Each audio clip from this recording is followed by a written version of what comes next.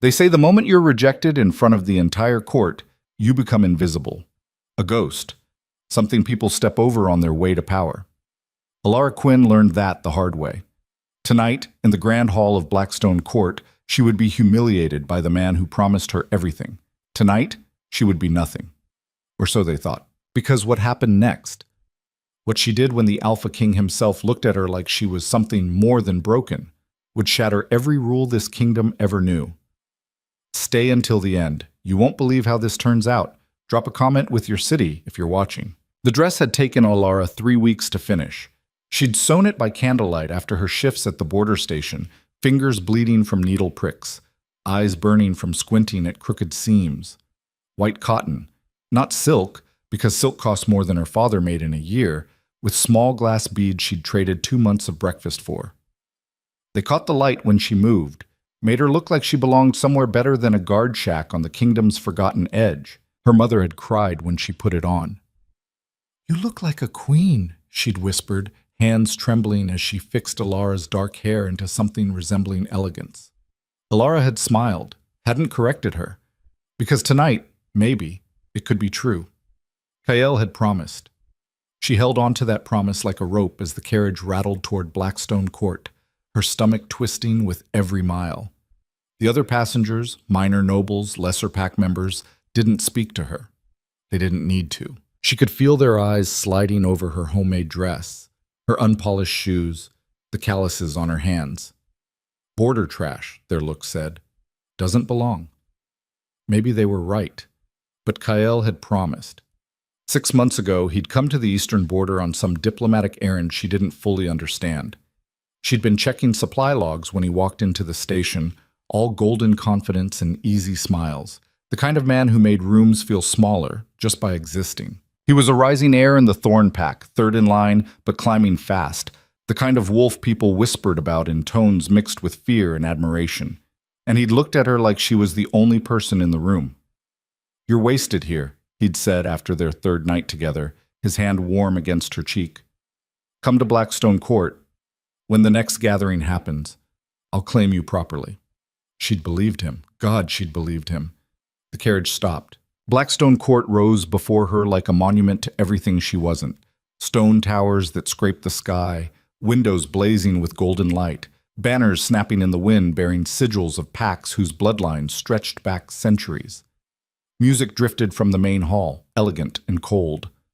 Alara climbed down, legs shaking. The entrance was chaos. Wolves everywhere, dressed in silk and velvet and leather that cost more than her family's house. Alphas moved through the crowd like sharks, dominance rolling off them in waves that made her knees want to buckle. She'd never been around this much concentrated power. It was suffocating. "Name?" A board attendant at the door, clipboard in hand. "Alara Quinn, Border Guard family.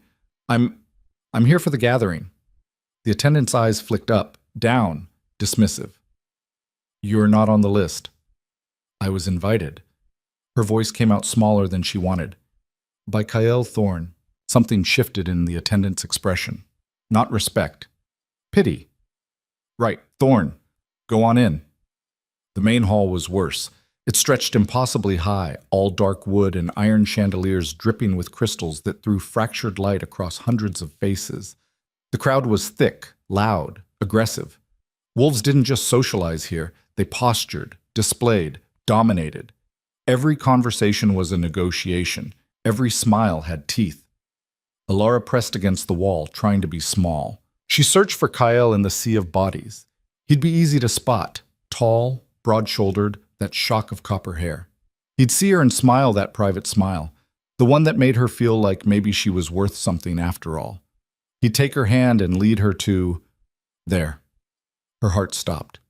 Kael stood near the center of the hall, surrounded by important-looking wolves in expensive suits.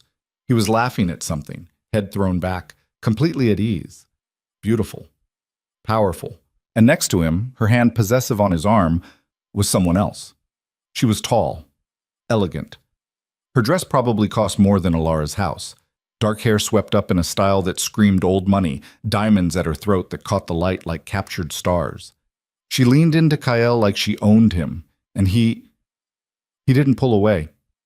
Alara's lungs forgot how to work. She must have moved forward without meaning to, because suddenly she was closer, pushing through the crowd with numb hands and a chest that felt like it was caving in. Kael's eyes swept the room, casual, and then he saw her.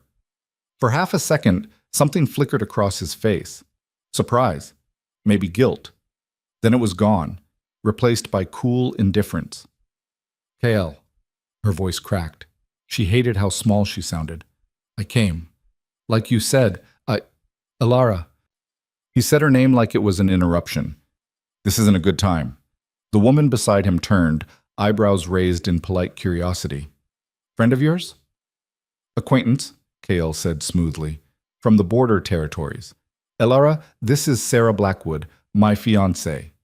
The word hit like a fist. Fiancé. The room didn't stop. Conversations continued around them.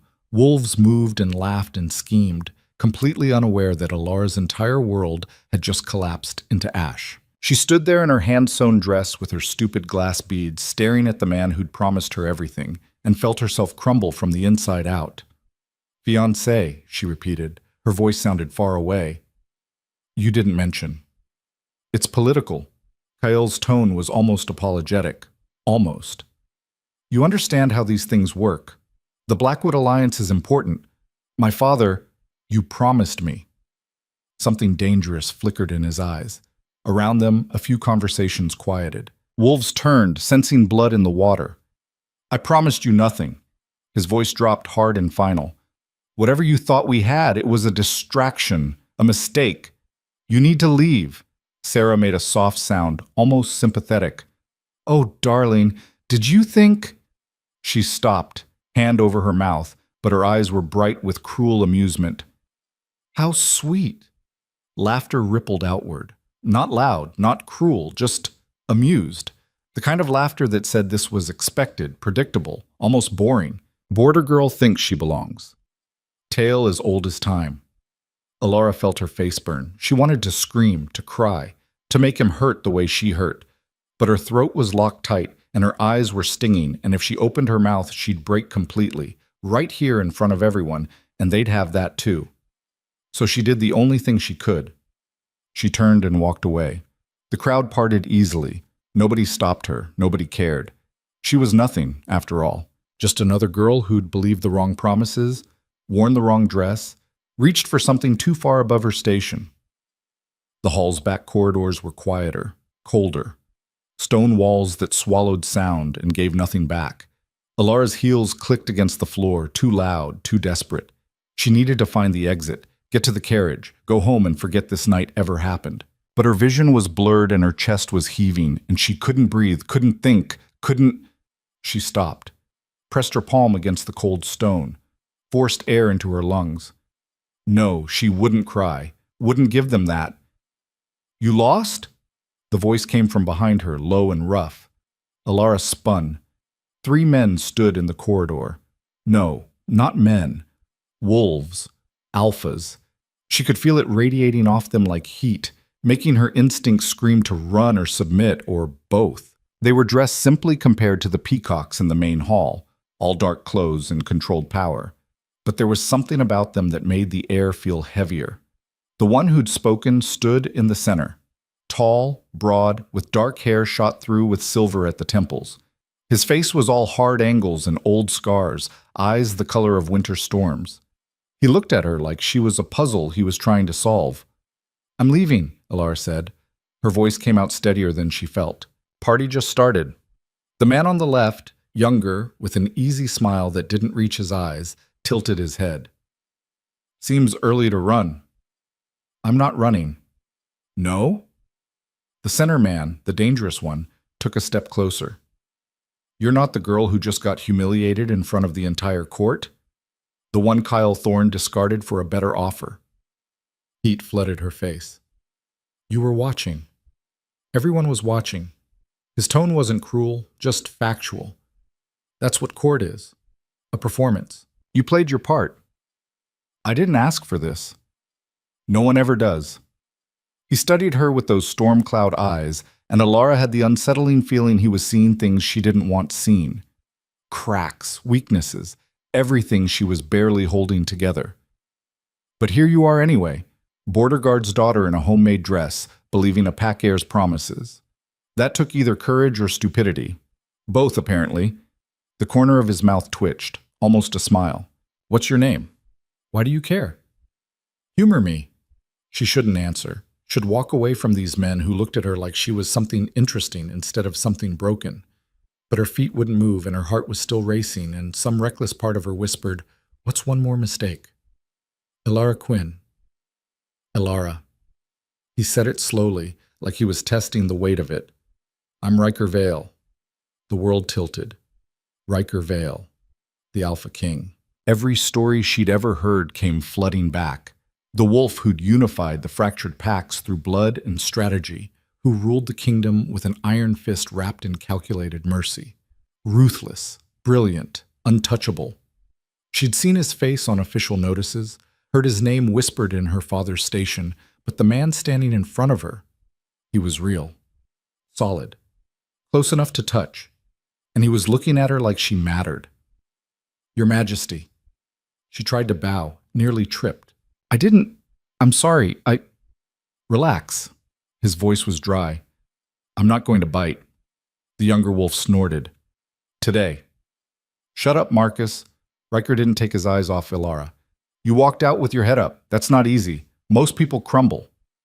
I'm crumbling just fine, thank you. Another almost smile. Are you? Yes, her brain screamed. But her mouth said, no. Good. He stepped back, nodded toward the main hall. Come back inside. Elara's stomach dropped. What? You heard me. Come back inside. Why would I? Her voice climbed. I was just humiliated in there. Everyone saw. I can't. You can. Riker's tone shifted, went hard. You can walk back in there and show them you're not broken. That you're more than Cale Thorne's mistake. I don't want to. I know. Do it anyway. Why? The word came out desperate. Why do you care? He paused, looked at her with those terrible eyes that saw too much. Because you didn't cry, he said finally. You walked out with your spine straight and your face blank, and you didn't give them the satisfaction of watching you break. That takes strength, and strength is rare. I'm not strong, her voice cracked. I'm a border guard's daughter who believed the wrong person. I don't belong here. I should leave. Then leave. Riker's shrug was almost careless. Go home. Tell yourself you tried. Spend the rest of your life wondering what would have happened if you'd been braver. The words hit like stones. That's not fair. Fair? He laughed, short and sharp. There's no such thing as fair. There's only what you're willing to fight for. So what's it going to be, Elara Quinn? You going to run? Or are you going to walk back in there and prove you're more than what they think you are? Her hands were shaking. This was insane. The Alpha King was asking her, nobody, nothing, to walk back into that hall full of wolves who'd just watched her humiliation like it was entertainment. To face Kyle and his perfect fiancé and all those judging eyes. Every logical part of her brain screamed to refuse. But there was another part, smaller, angrier. The part that had walked out of that hall with her dignity intact, that had held her tears until she was alone, that had survived her father's drinking and her mother's sadness and every person who'd ever looked at her like she was less. That part whispered, make them see you. If I go back in there, she said slowly, what happens? That depends on you. That's not an answer. It's the only one I have. Riker's eyes were steady. I can't promise you anything except this. If you walk back in there, I'll make sure they see you, really see you, not as Kyle's cast-off, as something else. What? I don't know yet. His smile was sharp enough to cut. Let's find out together. It was the worst idea in the history of worst ideas. Elara took a breath. Okay. Riker's eyebrows rose just slightly, like he'd expected her to refuse. Okay? I'll go back. Her voice was shaking but clear. But not for you, for me. Fair enough? He offered his arm. Shall we? Elara stared at his extended arm like it was a live snake. You don't have to. I know. Take it anyway. She did. His arm was solid under her hand, warm through the fabric of his sleeve. He started walking, and she followed, heart hammering so hard she thought it might crack her ribs. Marcus and the third man, silent, watchful, fell into step behind them.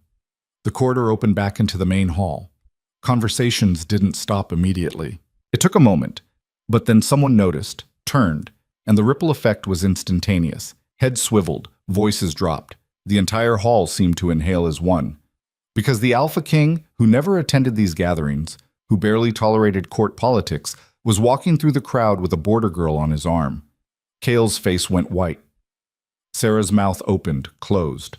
Riker didn't pause, didn't acknowledge the stares. He walked Alara straight through the center of the hall like she was exactly where she belonged. His expression carved from stone, dominance rolling off him in waves that made lesser wolves step back instinctively.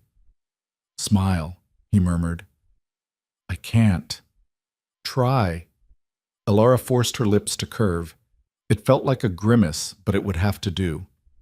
They reached the far side of the hall, near the raised platform, where the senior alphas were gathering. Riker stopped, released her arm, and turned to face the crowd. "Enjoying the party?" His voice cut through the noise effortlessly. The hall went silent.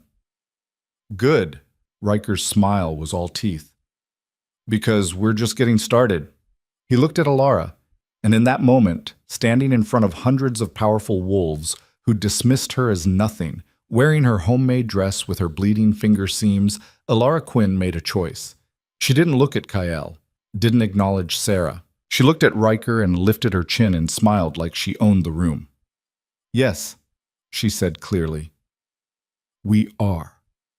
The explosion of whispers was deafening. The next hour was a blur of faces and names and politics Alara couldn't begin to understand. Riker kept her close, introduced her to pack leaders and minor nobles with the same casual authority he'd used to discuss the weather.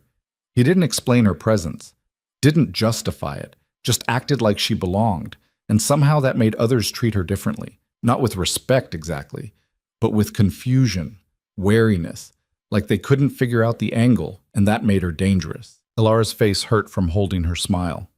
"You're doing well," Riker said during a brief lull, his voice low enough that only she could hear. "I'm dying inside." "I know, keep going." A server passed with drinks. Alara grabbed one, downed half of it in one swallow. It burned going down but cleared her head slightly. "How long do we have to stay?" "Until I say so." Riker's attention shifted to something across the room. His jaw tightened. "Or until someone does something stupid." "What do you—" "Riker." Kale's voice cut through the crowd, sharp and challenging. "A word." "Oh no." Riker turned slowly, expression neutral. "Thorn."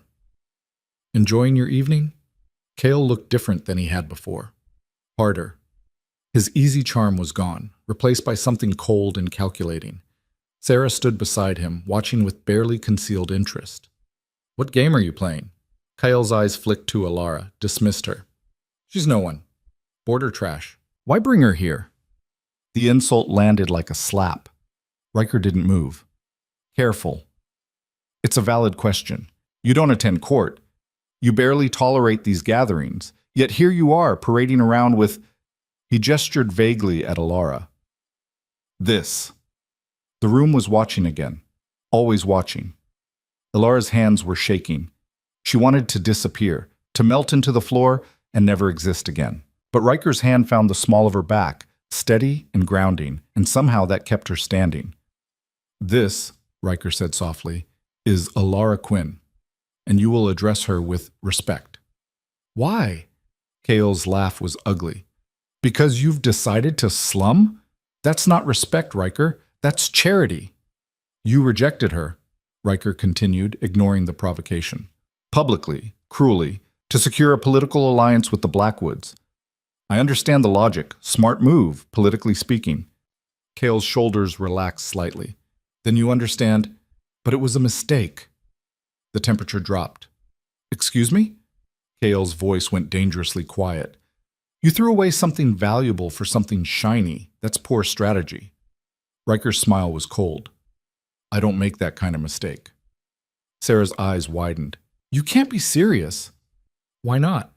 Riker's hand was still on Alara's back, warm and solid. "She's brave, resilient, Smart enough to walk away from a man who didn't deserve her. Those qualities are worth more than bloodlines or political connections. She's nothing, Kael bit the words out. She has no rank, no pack, no... She has my attention, Riker's voice went hard. And that makes her more powerful than half this room. The hall erupted. Not in sound. Everyone was too well trained for that. But Alara could feel the shock rolling through the crowd in waves. The Alpha King didn't do this. Didn't publicly claim anyone. Didn't involve himself in court drama. Didn't look at border girls like they mattered. Alara's knees felt weak. Riker. Marcus appeared at his elbow, voice low. Are you sure about this? No. Riker's eyes never left Kael. But I'm doing it anyway. This is insane, Sarah said. She was looking at Alara now, really looking, like she was trying to figure out the trick. What do you have that I don't? What could you possibly offer him? Alara's mouth opened, closed. She had no answer. Because Sarah was right. Alara had nothing. No rank, no power, no political value. She was nobody. But Riker's hand was still on her back, and the entire court was watching. And if she backed down now, she'd prove everyone right. So she looked Sarah straight in the eye and said, I didn't have to buy his attention. Sarah's face went red. Kael moved forward, aggressive. You don't get to... Back off. Riker's dominance slammed outward like a physical force, making Kael stumble. You made your choice. Live with it. This isn't over. Yes, Riker said calmly. It is. He took Alara's hand and walked away, leaving Kael and Sarah standing there in front of everyone, dismissed and humiliated and powerless to stop it. Alara's heart was trying to escape her chest. What just happened? She whispered. Politics. Riker didn't slow down. Uncomfortable yet. Terrified. Good. Means you're paying attention. He led her out of the main hall into a smaller chamber, quieter and less crowded. Senior pack leaders were gathered here, deep in conversation about territories and trade agreements and things that went over Alara's head completely. They looked up when Riker entered. Vale, an older man with silver hair and sharp eyes, nodded. Didn't expect you tonight. Didn't plan to stay long. Riker's hand was still holding Alara's. But plans change. The man's gaze dropped to their joined hands, back to Riker's face. I see. This is Alara Quinn. Border territories, the man said. It wasn't a question. Yes. Interesting choice. I think so. The weight of that simple exchange was crushing. Alara stood there feeling like a specimen under glass, examined and judged and found wanting by men whose names she didn't even know. She's very quiet, another pack leader observed. Shy?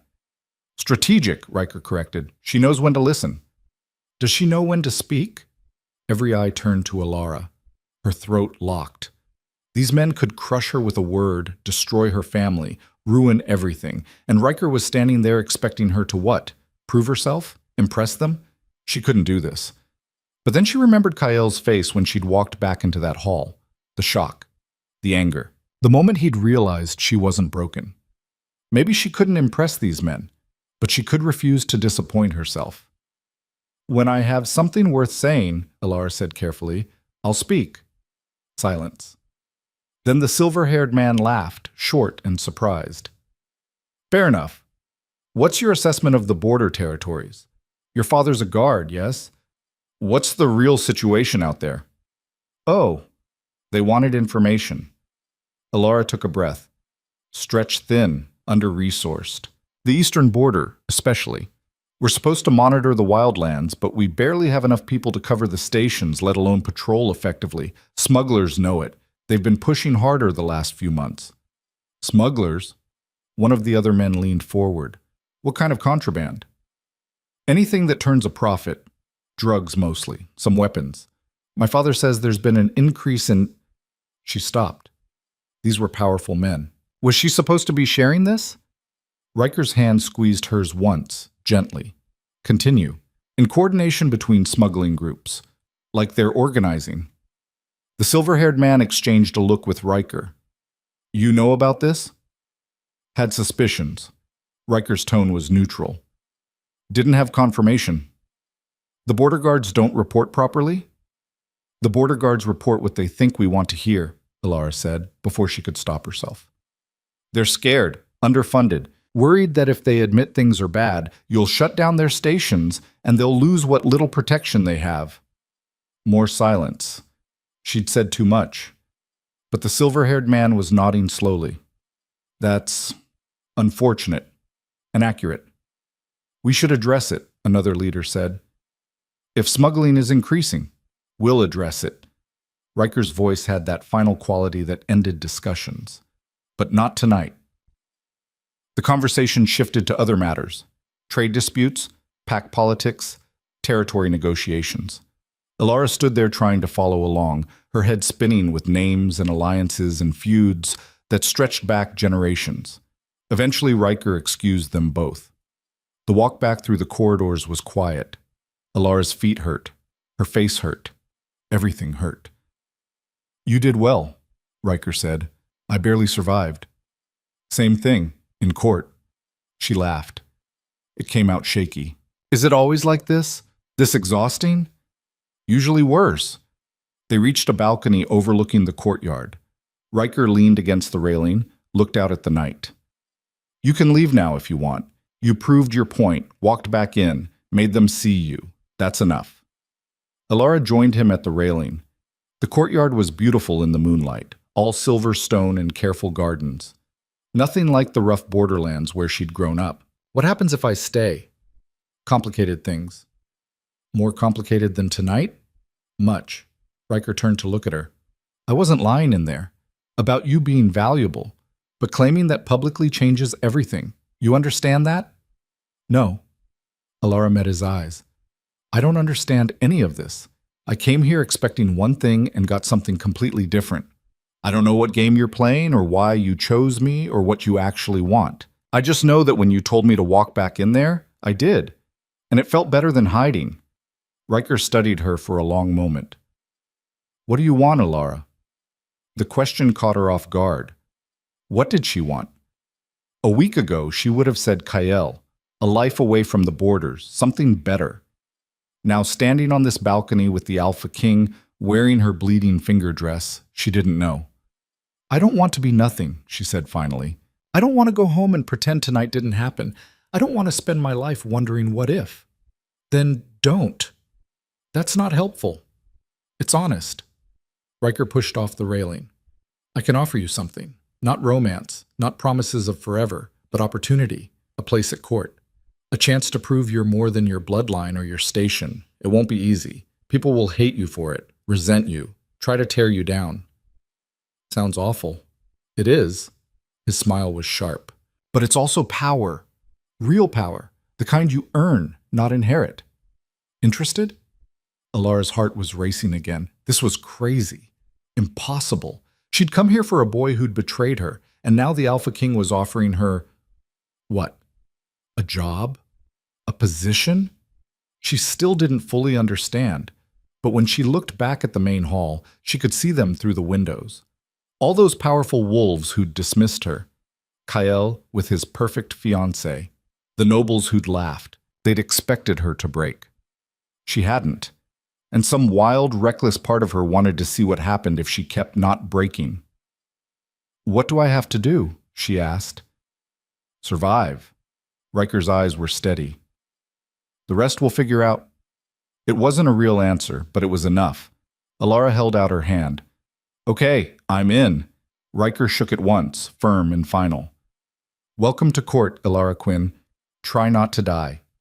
She laughed despite herself. I'll do my best. Behind them, the gathering continued. Music and politics and power plays that would shape the kingdom.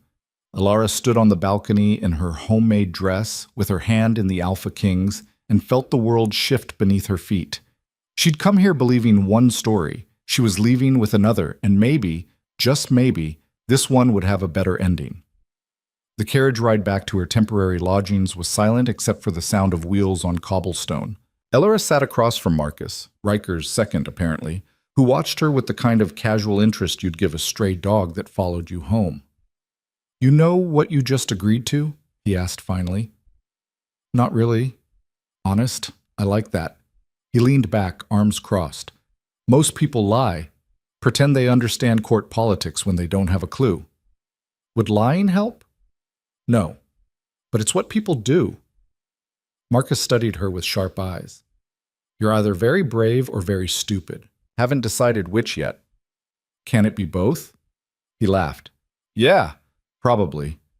The lodging house was small, tucked between two larger buildings like an afterthought. Alara's room was on the third floor, barely large enough for a bed and a trunk. She'd thought it was fine when she arrived. Now, after seeing Blackstone Court, it felt like a closet. Someone will come for you in the morning, Marcus said as she climbed out. Early, don't oversleep. Come for me, why? Because you're part of court now, whether you like it or not. His smile was sharp. Welcome to the nightmare. The door closed. The carriage rolled away. Alara climbed the stairs on shaking legs, let herself into her room, and sat on the bed. The dress suddenly felt too tight. She fumbled with the buttons, fingers clumsy, until the fabric loosened and she could breathe again. Her reflection stared back from the small mirror above the wash basin. Same face. Same dark hair falling loose around her shoulders. Same girl who'd arrived hours ago believing in promises. But something in her eyes had changed. She looked harder. Sleep didn't come easy. Every time she closed her eyes, she saw Kael's face, Sarah's cruel amusement, the entire court watching her walk back in on Riker's arm like she was something that mattered. What had she done? Morning arrived too fast. The knock came at dawn, sharp, efficient, no patience. Alara dragged herself out of bed, threw on the only other decent dress she owned, and opened the door to find a woman standing there who looked like she'd been carved from ice. Alara Quinn? Yes? I'm Vera. The king sent me. She looked Alara up and down with the expression of someone evaluating livestock. We have work to do. What kind of work? The kind that turns border girls into something presentable. Vera walked past her into the room without invitation. Pack your things. You're moving. Moving where? Blackstone Court. You didn't think you'd stay here, did you? Vera's tone suggested this was obvious. You're under the king's protection now. That means appropriate lodging. Alara's stomach twisted. I didn't agree to... You shook his hand. That's agreement enough. Vera started opening drawers, assessing Alara's meager possessions with barely concealed disdain. Is this all you own? Heat flooded Alara's face. I'm from the border territories. We don't... Clearly. Vera pulled out the white dress, held it up. Did you make this? Yes. It shows. But something shifted in Vera's expression, not quite approval, more like acknowledgement. The stitching is amateur, but the design isn't terrible. You have an eye for structure. It wasn't a compliment, but it wasn't an insult either. Thank you? Don't thank me yet. Vera dropped the dress back in the trunk. You're about to enter a world that will chew you up and spit you out if you're not careful. The fact that Riker chose you publicly means every wolf with an agenda will either try to use you or destroy you, probably both. That's comforting. It's not meant to be. It's meant to be true. Vera's eyes were hard. I'm here to make sure you survive long enough to be useful, or at least entertaining, so pack your things and let's go.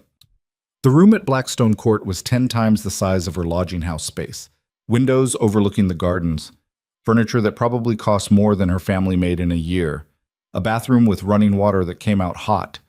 Alara stood in the middle of it, feeling completely out of place. Better? Vera asked. Terrifying. Same thing here. Vera moved to the wardrobe, opened it.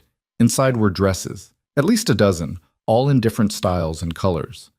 The king ordered these. They should fit. If they don't, we'll have them altered. Alara touched the fabric of the nearest dress. Silk. Real silk. I can't accept. You can and you will. You represent him now. That means you can't walk around in homemade cotton. Vera pulled out a deep green gown, held it up. Try this. Right now? You have somewhere else to be? The dress fit perfectly. Alara stared at herself in the full-length mirror, barely recognizing the person looking back. The girl in the glass looked like she belonged in a place like this. Elegant. Put together. Nothing like the border guard's daughter who'd sewn her own clothes by candlelight. It's strange, she said quietly. What is? Looking like someone I'm not. Vera's expression softened slightly. You're not pretending to be someone else. You're becoming who you could be. There's a difference. Is there? We'll find out. Vera smoothed an invisible wrinkle from the dress. The king wants to see you in an hour. Don't be late. See me why? Because he's the king and he doesn't explain himself to anyone, least of all me. Vera headed for the door, paused. Word of advice? Don't lie to him. He can smell dishonesty like blood in water. Be honest. Be yourself. That's what caught his attention in the first place. The door closed behind her. Alara sat down on the bed, carefully because the dress was too nice to wrinkle, and tried to steady her breathing. 1 hour. The king's private study was nothing like the grand halls. Smaller, warmer. Books lined the walls, maps covered the desk, and Riker sat behind it, looking more tired than she'd seen him last night. You came, he said without looking up. Vera said I had to. Vera says a lot of things. He finished whatever he was writing, set down the pen. How's the room? Excessive. You'll get used to it. Riker leaned back, studied her with those storm cloud eyes. The dress looks good. I feel like I'm playing pretend. You are. That's what court is. Everyone pretending to be more than they are. He gestured to the chair across from him. Sit. We need to talk. Alara sat, hands folded in her lap to keep them from shaking. Last night was a statement, Riker said. I made you visible, claimed you publicly as someone under my protection. That changes things. I'm starting to understand that. Do you? His tone was sharp, because I need to be clear about what happens next. There are people in this court who will see you as a threat. Others who will see you as an opportunity. Most will see you as a mistake that needs correcting. Correcting how? Any way they can. Rumors, sabotage, if they're bold enough, direct confrontation. Riker's jaw tightened. I can protect you from most things, but I can't be everywhere. You need to learn to protect yourself. Fear crawled up Alara's spine. I don't know how to. Then you'll learn. He pulled a folder from his desk, slid it across to her. These are the major players you need to know.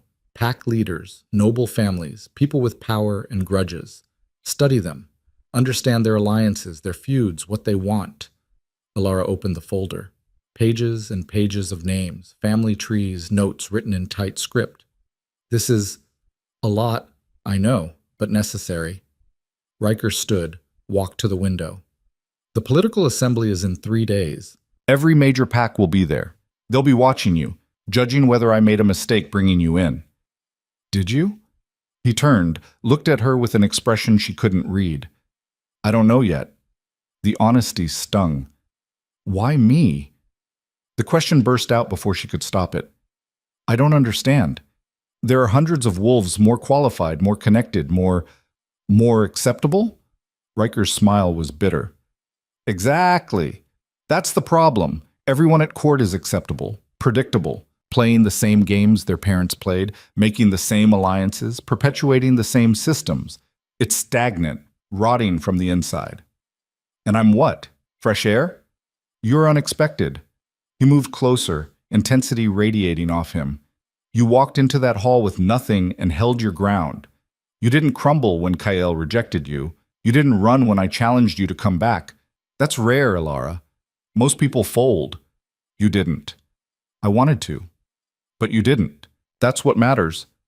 Riker sat on the edge of his desk, arms crossed. I need people around me who aren't afraid to be honest. Who won't just tell me what I want to hear. Can you do that? I don't know what you want to hear. Exactly. His smile was sharp. That's perfect. A knock interrupted them. Come in, Riker called. Marcus entered, followed by the silver-haired man from last night. Both looked tense. We have a problem, Marcus said. Of course we do. Riker's expression went flat. What kind? The Thorn Pack is calling for a formal inquiry. They're claiming you violated protocol by publicly favoring someone without rank or standing. The silver-haired man, Lord Corvin, Alara remembered from the folder, shook his head. It's political theater, obviously, but they're making noise. Let them. Riker's voice was ice. I don't answer to the Thorns. You answer to the Council. They're the ones asking questions. Corvin glanced at Alara. No offense, Miss Quinn, but you've become a symbol. Of what? People are still deciding. But symbols are dangerous. Alara's throat went dry. I didn't ask to be... Doesn't matter what you asked for. Corvin wasn't unkind, just factual. Matters what you are now. The assembly, Marcus said. They're going to push this. Make it an issue. Force you to justify your choice. Then I'll justify it. Riker's tone suggested the conversation was over. How? Corvin pressed. You can't just say you felt like it. The council needs reasons, political value, some benefit to the kingdom. I'll think of something. You have 3 days. I'm aware. Corvin and Marcus exchanged a look, then left. The door closed with a heavy click. Silence filled the study. This is my fault, Alara said quietly. No, it's mine. Riker ran a hand through his hair, suddenly looking exhausted. I made a play without thinking it through completely. That was sloppy. You can fix it. Tell them it was a mistake. Send me home. No. Why not?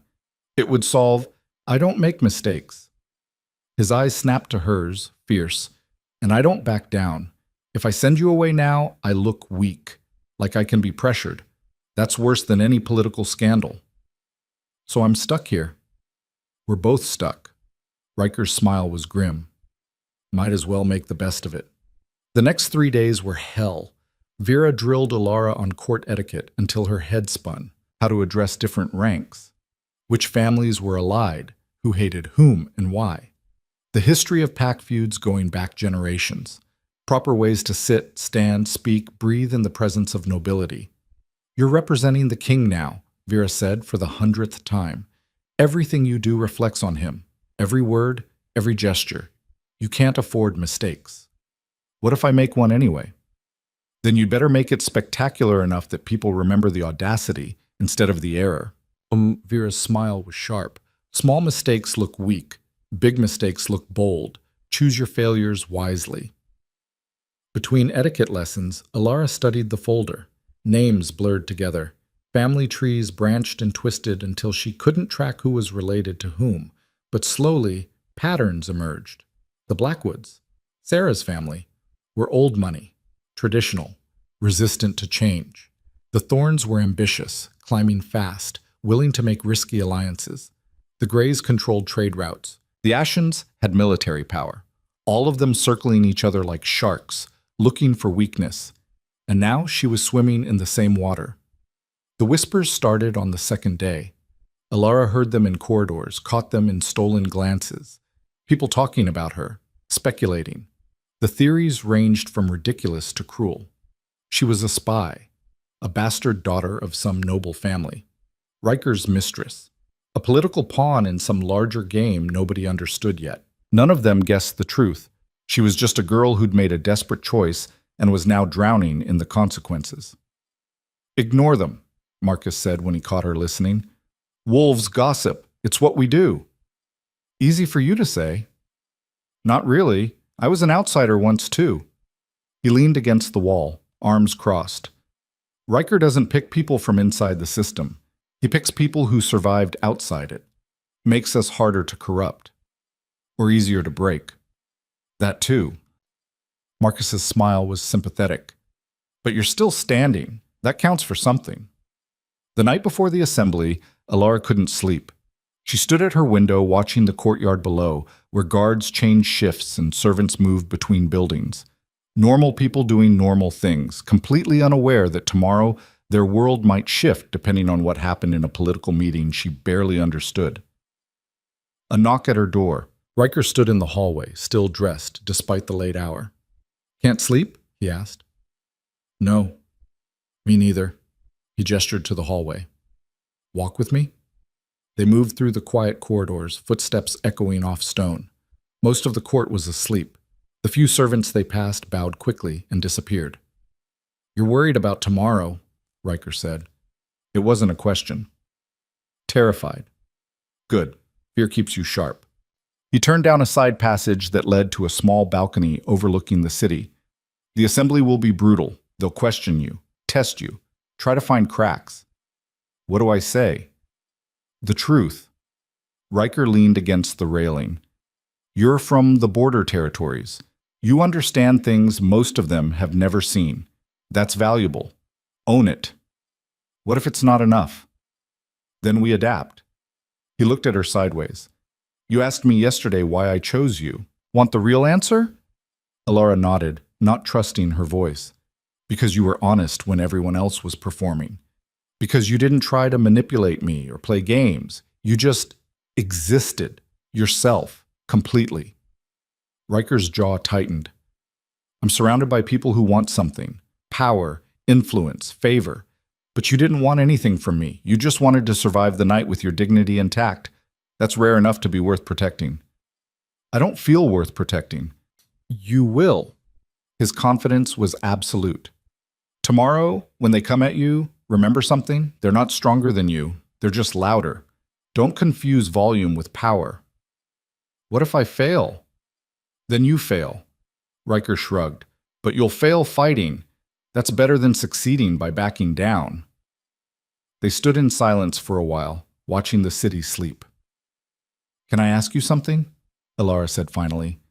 Depends on the question. Do you actually believe I can do this?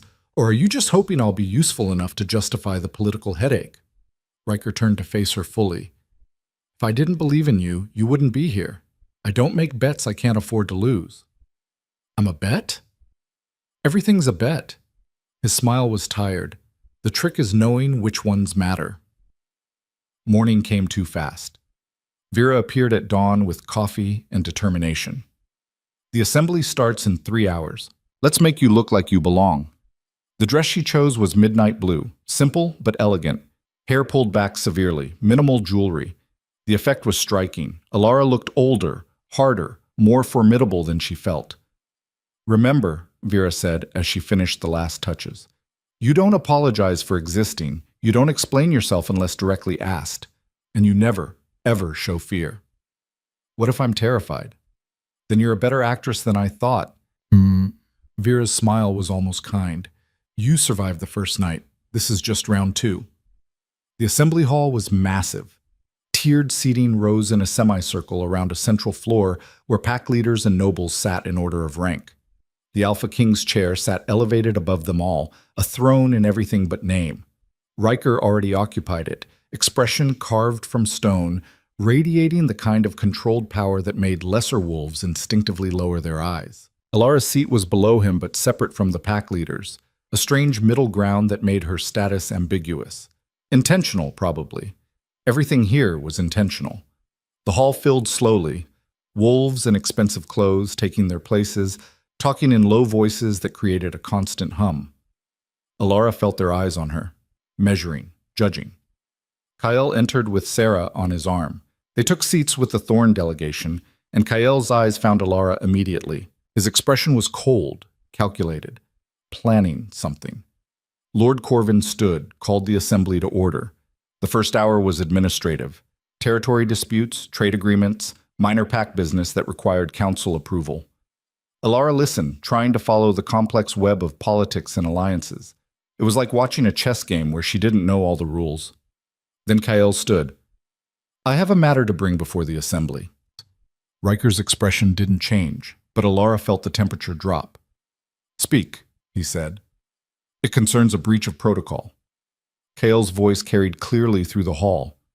3 nights ago, at the seasonal gathering, you publicly elevated an individual with no rank, no standing, and no political value. This violates tradition and sets a dangerous precedent. Murmurs rippled through the assembly. You want to question my choices, Thorn? Riker's voice was soft, dangerous. I want to understand them, as is my right as a pack leader. Kale gestured to Alara. She's nobody. A border girl with nothing to offer. Why should we accept her presence at court? Because I said so. Riker's dominance slammed outward, making several wolves flinch. That's reason enough. With respect, it's not. An older woman stood, Lady Ashford, one of the more traditional pack leaders. The king's favor is a precious thing. It should be earned. What has this girl done to deserve it? All eyes turned to Alara. Her throat closed. This was it. The moment Riker had warned her about. She could feel the weight of their judgment, their skepticism, their barely concealed contempt.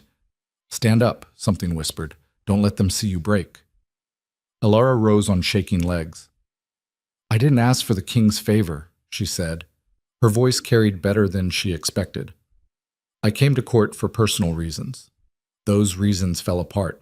I should have left, but when the king challenged me to stay, to prove I was more than people assumed, I made a choice. I chose to fight instead of run. Fighting requires an opponent, Kyle said coldly. What are you fighting? You. The word came out before she could stop it. And everyone like you. People who think rank is the same as worth, who believe bloodlines matter more than character, who would rather maintain broken systems than risk change. The hall erupted. Nobles shouted, some in agreement, most in outrage. Pack leaders stood, arguing across the chamber. Lady Ashford called for order, but nobody listened. Riker sat perfectly still, watching Alara with an expression she couldn't read. She has no right, someone yelled. This is exactly the problem, another voice countered. Enough! Riker's voice cut through the chaos like a blade. Silence fell instantly. Miss Quinn has every right to speak, more right than most of you since she's being honest instead of hiding behind politics. Honest? Sarah stood, face flushed with anger. She's manipulative, playing the victim to gain sympathy. Am I? Alara turned to face her. Or am I just refusing to pretend I belong here when we all know I don't? Everyone in this room knows exactly what I am. Border trash, no connections, no power. The only thing I have is what the king gave me, and I didn't ask for it. Then why stay? Kyle demanded. Because leaving would prove you right. Alara's hands were shaking, but her voice stayed steady. It would prove that people like me don't belong. That power should stay exactly where it's always been, with families like yours, and I'm tired of that being true. The silence was absolute. Then Lord Corvin stood. The girl makes a fair point. She makes a radical point, Lady Ashford corrected. One that threatens stability, or creates opportunity. Another pack leader, younger, sharper, leaned forward. When was the last time someone challenged the system? When was the last time we promoted based on merit instead of bloodline? We maintain bloodlines for a reason, Kyle said. They ensure quality, standards. They ensure stagnation. Riker's voice was cold. Look around this room. How many of you earned your seats? How many inherited them from parents who inherited them from parents who inherited them? You talk about quality, but I see entitlement. This is not about entitlement, Lady Ashford began. It's exactly about that. Riker stood, and the entire hall seemed to shrink. I'm the Alpha King. I unified these packs when they were tearing each other apart. I brought order from chaos, and I did it by recognizing talent where it existed, not where it was born. Alara Quinn represents that principle. If you can't accept her, you can't accept me. The weight of that statement crushed down on the assembly. Kale's face went white. You're saying if we vote against her, we're voting against you? I'm saying exactly that. Riker's smile was predatory. So choose carefully. The vote, when it came, was close. Closer than it should have been, closer than Alara expected. But in the end, enough pack leaders sided with Riker, out of loyalty, fear, or genuine agreement, that she stayed. By 3 votes. 3 votes between acceptance and exile. The assembly ended in chaos.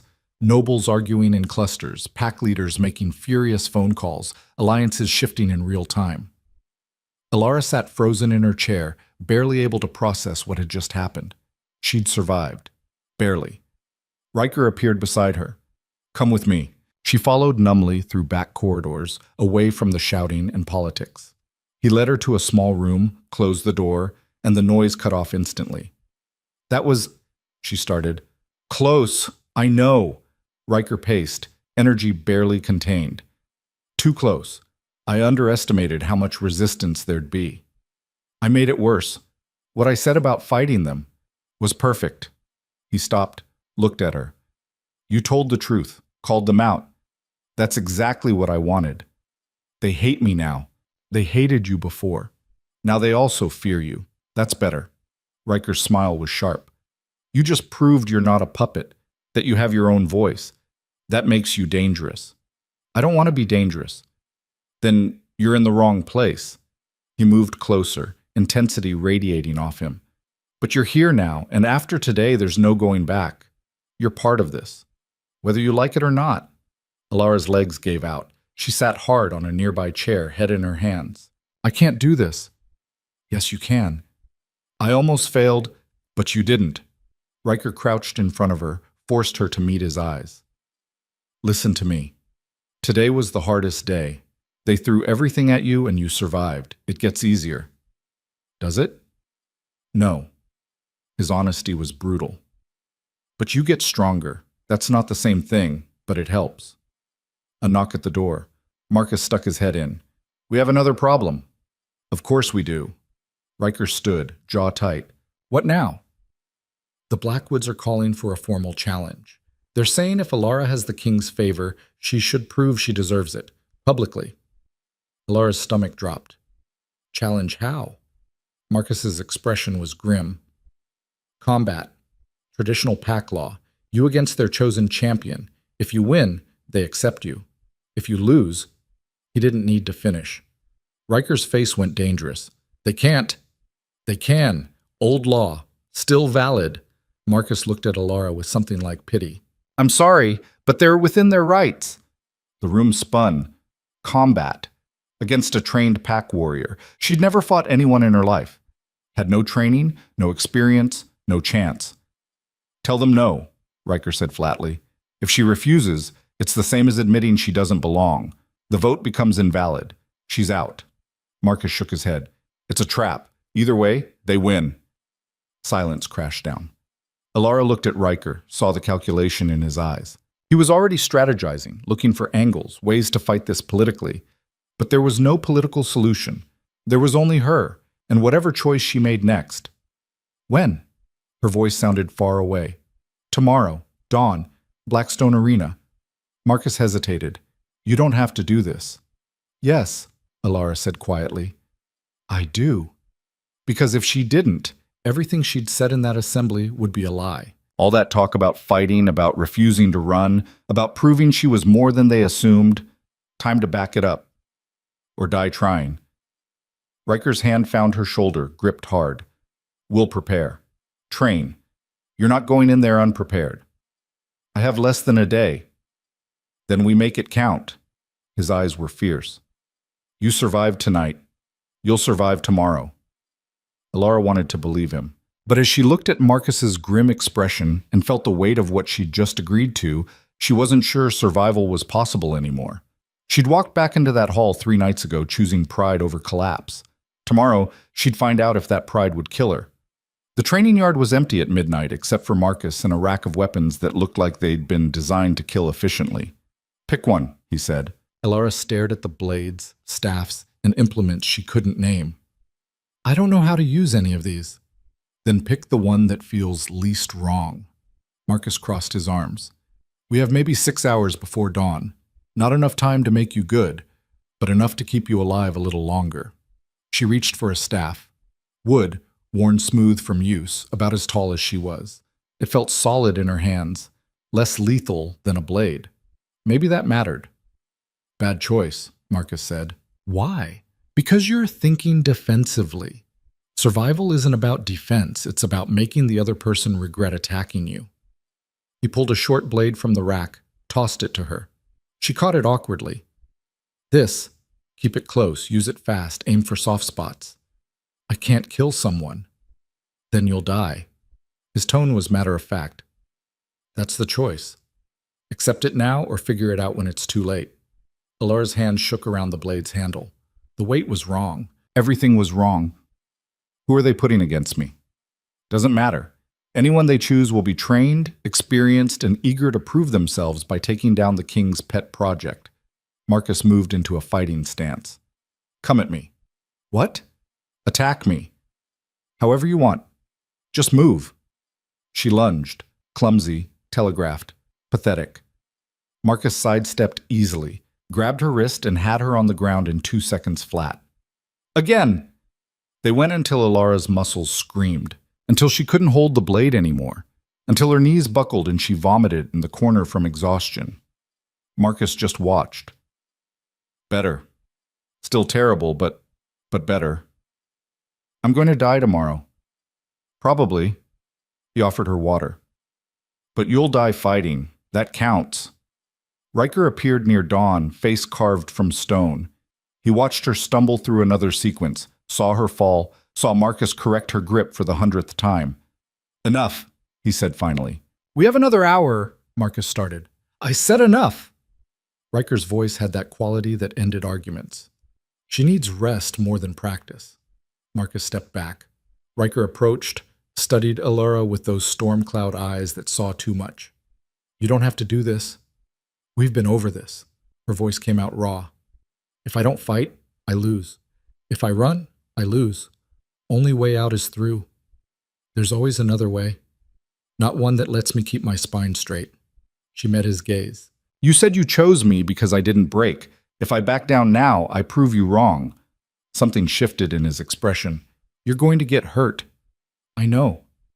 You might die. I know that too. Allura's hands were still shaking, but her voice stayed level. But I'm done running, done being small. If they want to kill me for existing, they'll have to work for it. Riker's jaw tightened.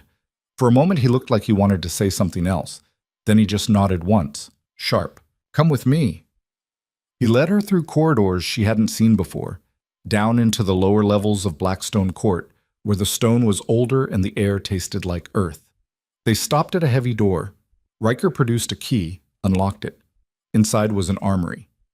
Not the decorative kind in the upper halls. This was functional. Weapons maintained for use, not display. Armor that showed wear from actual combat. Everything organized with military precision. This was my father's, Riker said quietly, before he died, and I took the throne. He believed in being prepared. He moved to a locked case, opened it. Inside was a vest made of some material that looked like leather, but felt harder. Kevlar weave. Won't stop a blade completely, but it'll slow it down. Might be the difference between dead and just bleeding. That's against the rules. There are no rules in a challenge, just survival. He pulled out the vest, held it up. It'll fit under your shirt. Nobody will see it. Allura took it. The weight was reassuring. Why are you helping me like this? Because you're about to fight for something I started. That makes it my responsibility. Riker's expression was hard. And because I don't want to watch you die for a political game. But you'll let me fight anyway. You didn't give me a choice. His smile was bitter. Stubborn. You would know. They stood in the armory while morning light started filtering through high windows. Allura could feel the minutes ticking away. Soon she'd have to walk into that arena, face whatever champion they'd chosen, bleed or die in front of the entire court. I'm scared, she admitted. Good. Fear keeps you sharp. Riker moved closer. Listen to me. When you're out there, don't think, don't plan, just react. Your body knows more than your brain right now. Trust it. My body knows how to lose. Your body knows how to survive. There's a difference. His hand found her shoulder, gripped hard. You've been surviving your whole life. Border territories, poverty, Kael's rejection, every person who looked at you like you were nothing. You survived all of that. This is just one more thing. This thing has a blade. So do you. His eyes were fierce. Use it. The walk to Blackstone Arena felt like a death march. Vera had dressed her in simple clothes, dark pants, fitted shirt, boots that wouldn't slip. The Kevlar vest was hidden underneath, warm against her skin. Her hair was pulled back tight. No jewelry. Nothing that could be grabbed or used against her. You look like a fighter, Vera said. But her eyes were worried. The arena was ancient, stone walls that had seen blood for centuries, tiered seating rising up on all sides, already filled with wolves who'd come to watch. The morning sun cut through at sharp angles, making shadows that looked like bars. Allura stepped onto the sand floor. It was softer than she expected. Would soak up blood easily. The crowd was loud, excited. This was entertainment to them, a spectacle. The border girl who'd gotten too bold about to be reminded of her place. Kyle sat in the front row with Sarah. Both looked satisfied, vindicated. Across the arena, a gate opened. Her opponent walked out and Allura's stomach dropped. He was massive. Easily 6'5", built like violence given form. Scars crossed his bare arms like tally marks. His eyes were dead, the kind that belonged to someone who'd killed before and would kill again without hesitation. "That's Gareth," someone near her whispered. "Blackwood's champion. Hasn't lost a fight in 5 years." Perfect. Lord Corvin stood in the center of the arena, voice amplified to Carrie. "This is a formal challenge under traditional pack law. Combat continues until surrender, incapacitation, or death. There are no other rules." Alara's hands went numb. Corvin looked at her. "Do you accept these terms?" Her voice came from somewhere far away. "Yes." "Then begin." He stepped back. Gareth smiled. It was the worst thing Alara had ever seen. Then he moved, fast, too fast for someone that size. He covered the distance between them in seconds, and Alara barely got her blade up in time. Metal screamed against metal. The impact jarred through her arms, nearly knocked her down. She stumbled back. Gareth followed, relentless. He wasn't trying to kill her quickly. He was testing. Seeing what she could do, playing with her. Another strike. Alara blocked, felt the shock in her shoulders. Her muscles were already tired from the night's training. This wasn't sustainable. Move. Don't think. React. She dropped low, swept at his legs. Gareth jumped back, actually surprised. The crowd gasped. It wasn't much, but it was something. "Not bad," Gareth said. His voice was gravel. "But not good enough." He came at her like a storm. Alara's world narrowed to steel and survival. Block, dodge, move. Don't think. Her body remembered what Marcus had drilled into her. Keep your center. Protect your core. Don't let him control the distance. But Gareth was better. Stronger. Every block cost her energy she couldn't spare. Every dodge brought her closer to the arena walls. He was hurting her, backing her into a corner. Panic spiked. Alara saw the trap, couldn't avoid it. Her back hit stone and Gareth's blade came down hard. She rolled left, felt the impact where her head had been. Stone chips exploded. Too close. "Get up. Move. Fight." She lunged at him, desperate. Gareth caught her wrist, twisted. Alara's blade went flying. Pain shot up her arm. Something popped. Not broken, but damaged. Gareth kicked her in the chest. The Kevlar absorbed some of it, but not enough. Alara hit the ground hard, couldn't breathe. The crowd was roaring, cheering. They wanted blood. They were about to get it. Gareth advanced slowly now, taking his time.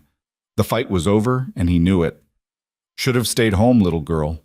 Alara's vision blurred. She tried to stand, her legs wouldn't cooperate. Everything hurt. The vest had bought her minutes, not survival. This was it. She was going to die here. But if she was going to die, she'd do it on her feet. Alara forced herself up, swayed. Her right arm hung useless. No weapon, no defense. Nothing but pride and stubbornness keeping her vertical. "Come on then," she said, blood in her mouth. "Finish it." Gareth raised his blade. Then something changed. His expression shifted. Uncertainty flickered across his dead eyes. He hesitated. Why? Alara didn't understand. Then she felt it, something rolling off her in waves. Not power, not dominance. Something else. Something desperate and furious and absolutely unwilling to quit. The crowd felt it too. The cheering died. Confused silence replaced it. Gareth took a step back. "What are you?" he said quietly. "Someone who doesn't break." Alara's voice was steady despite everything. "Are you going to kill me or not?"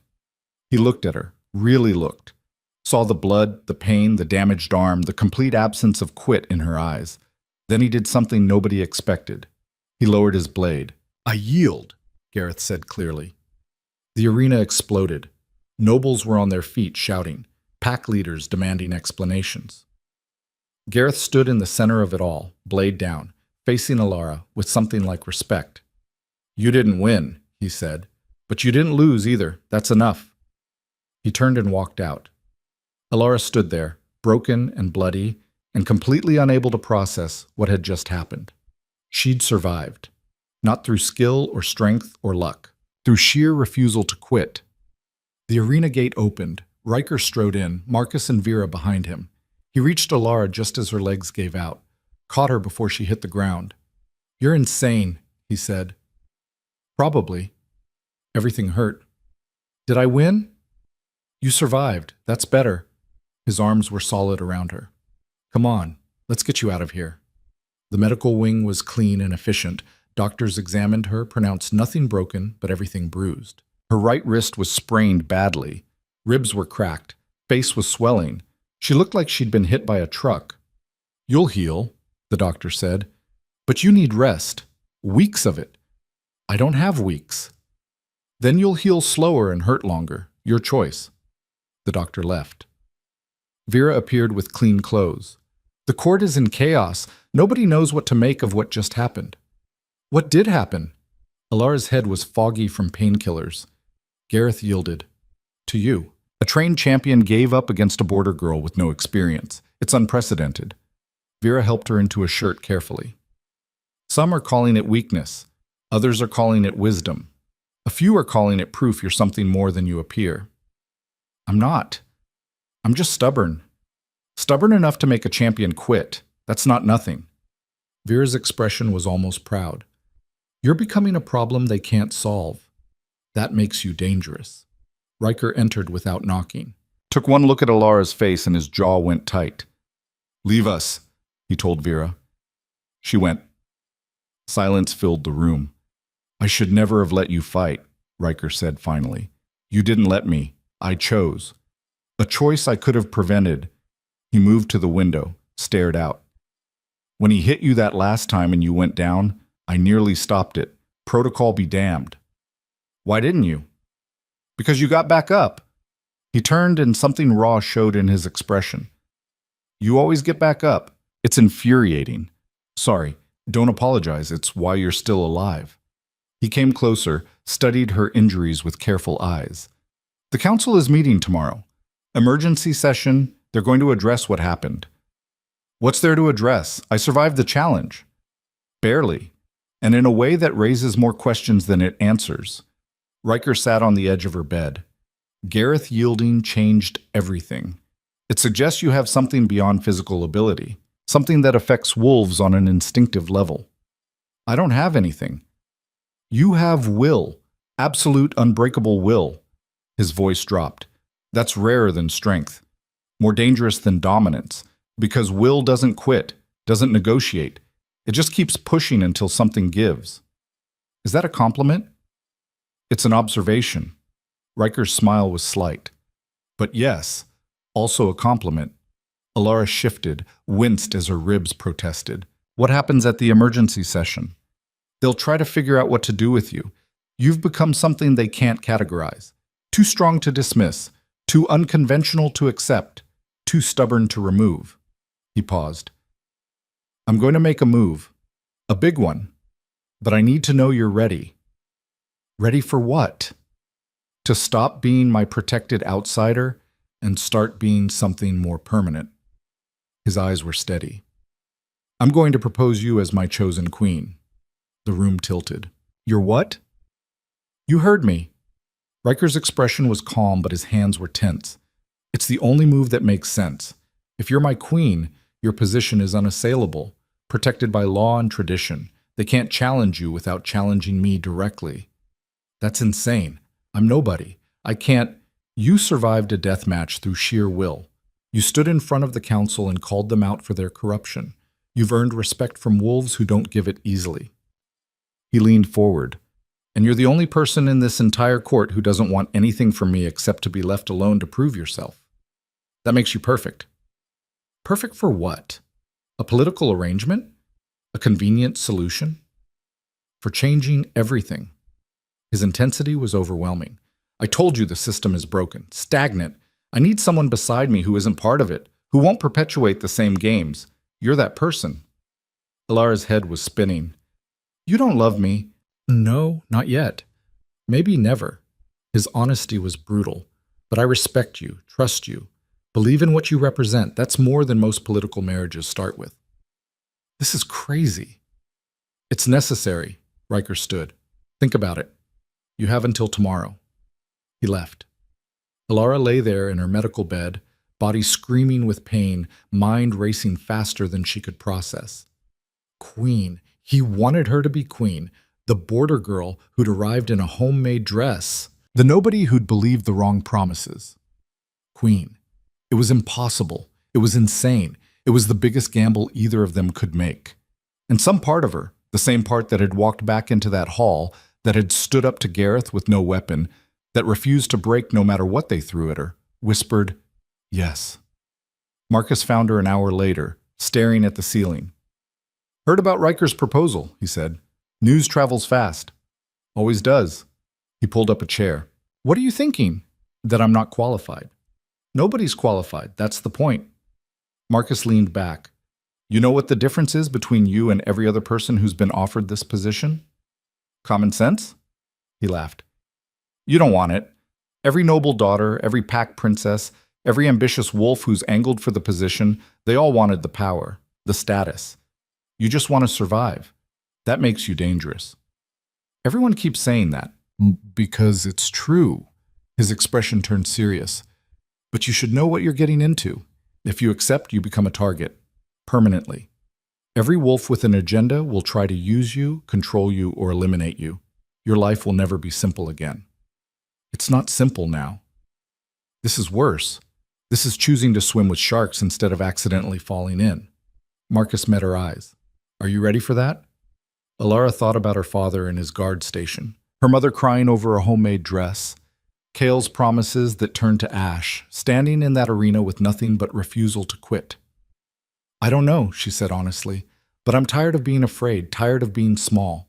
If I say no, I go back to the border territories and spend the rest of my life wondering what if. If I say yes, if you say yes, you change everything, including yourself. Marcus stood. Whatever you decide, decide fast. The council meets at dawn. He left her alone with her thoughts. Night fell. Alara's body hurt less. The painkillers were working. But her mind wouldn't quiet. Queen. The word kept echoing. Queen. She'd come here for love, found something else entirely, purpose, power. The possibility of being something more than circumstances had planned, but at what cost? A knock, soft, tentative. Come in, Alara called. The door opened. Kael stood there, and for a moment Alara thought she was hallucinating. What are you doing here? I needed to see you. He stepped inside, closed the door. What happened today in the arena? I survived. That's what happened. You did more than survive. Kael moved closer, expression complicated.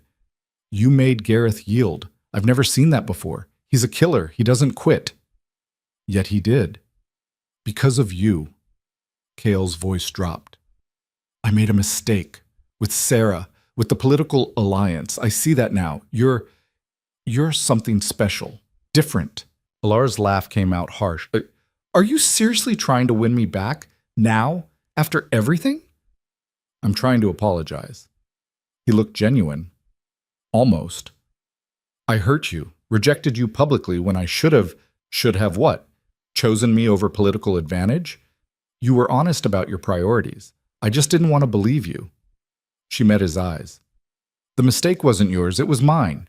For thinking you were something you're not. Alara, I'm not interested, Kael. Her voice was firm. Whatever we had died the moment you chose Sarah. And I'm glad it did. Because it led me here. To something bigger than romance. Than promises that break. To Riker? His jaw tightened. You think he's better? He's using you for politics. At least I felt something real. You felt what was convenient. Alara sat up despite her ribs protesting. Riker's honest about what he wants. You lied, and that's the difference. Now get out. Kale stared at her like he was seeing someone new. You've changed. Yeah, I have. She smiled, sharp. I got stronger. Happens when people stop breaking you. He left without another word.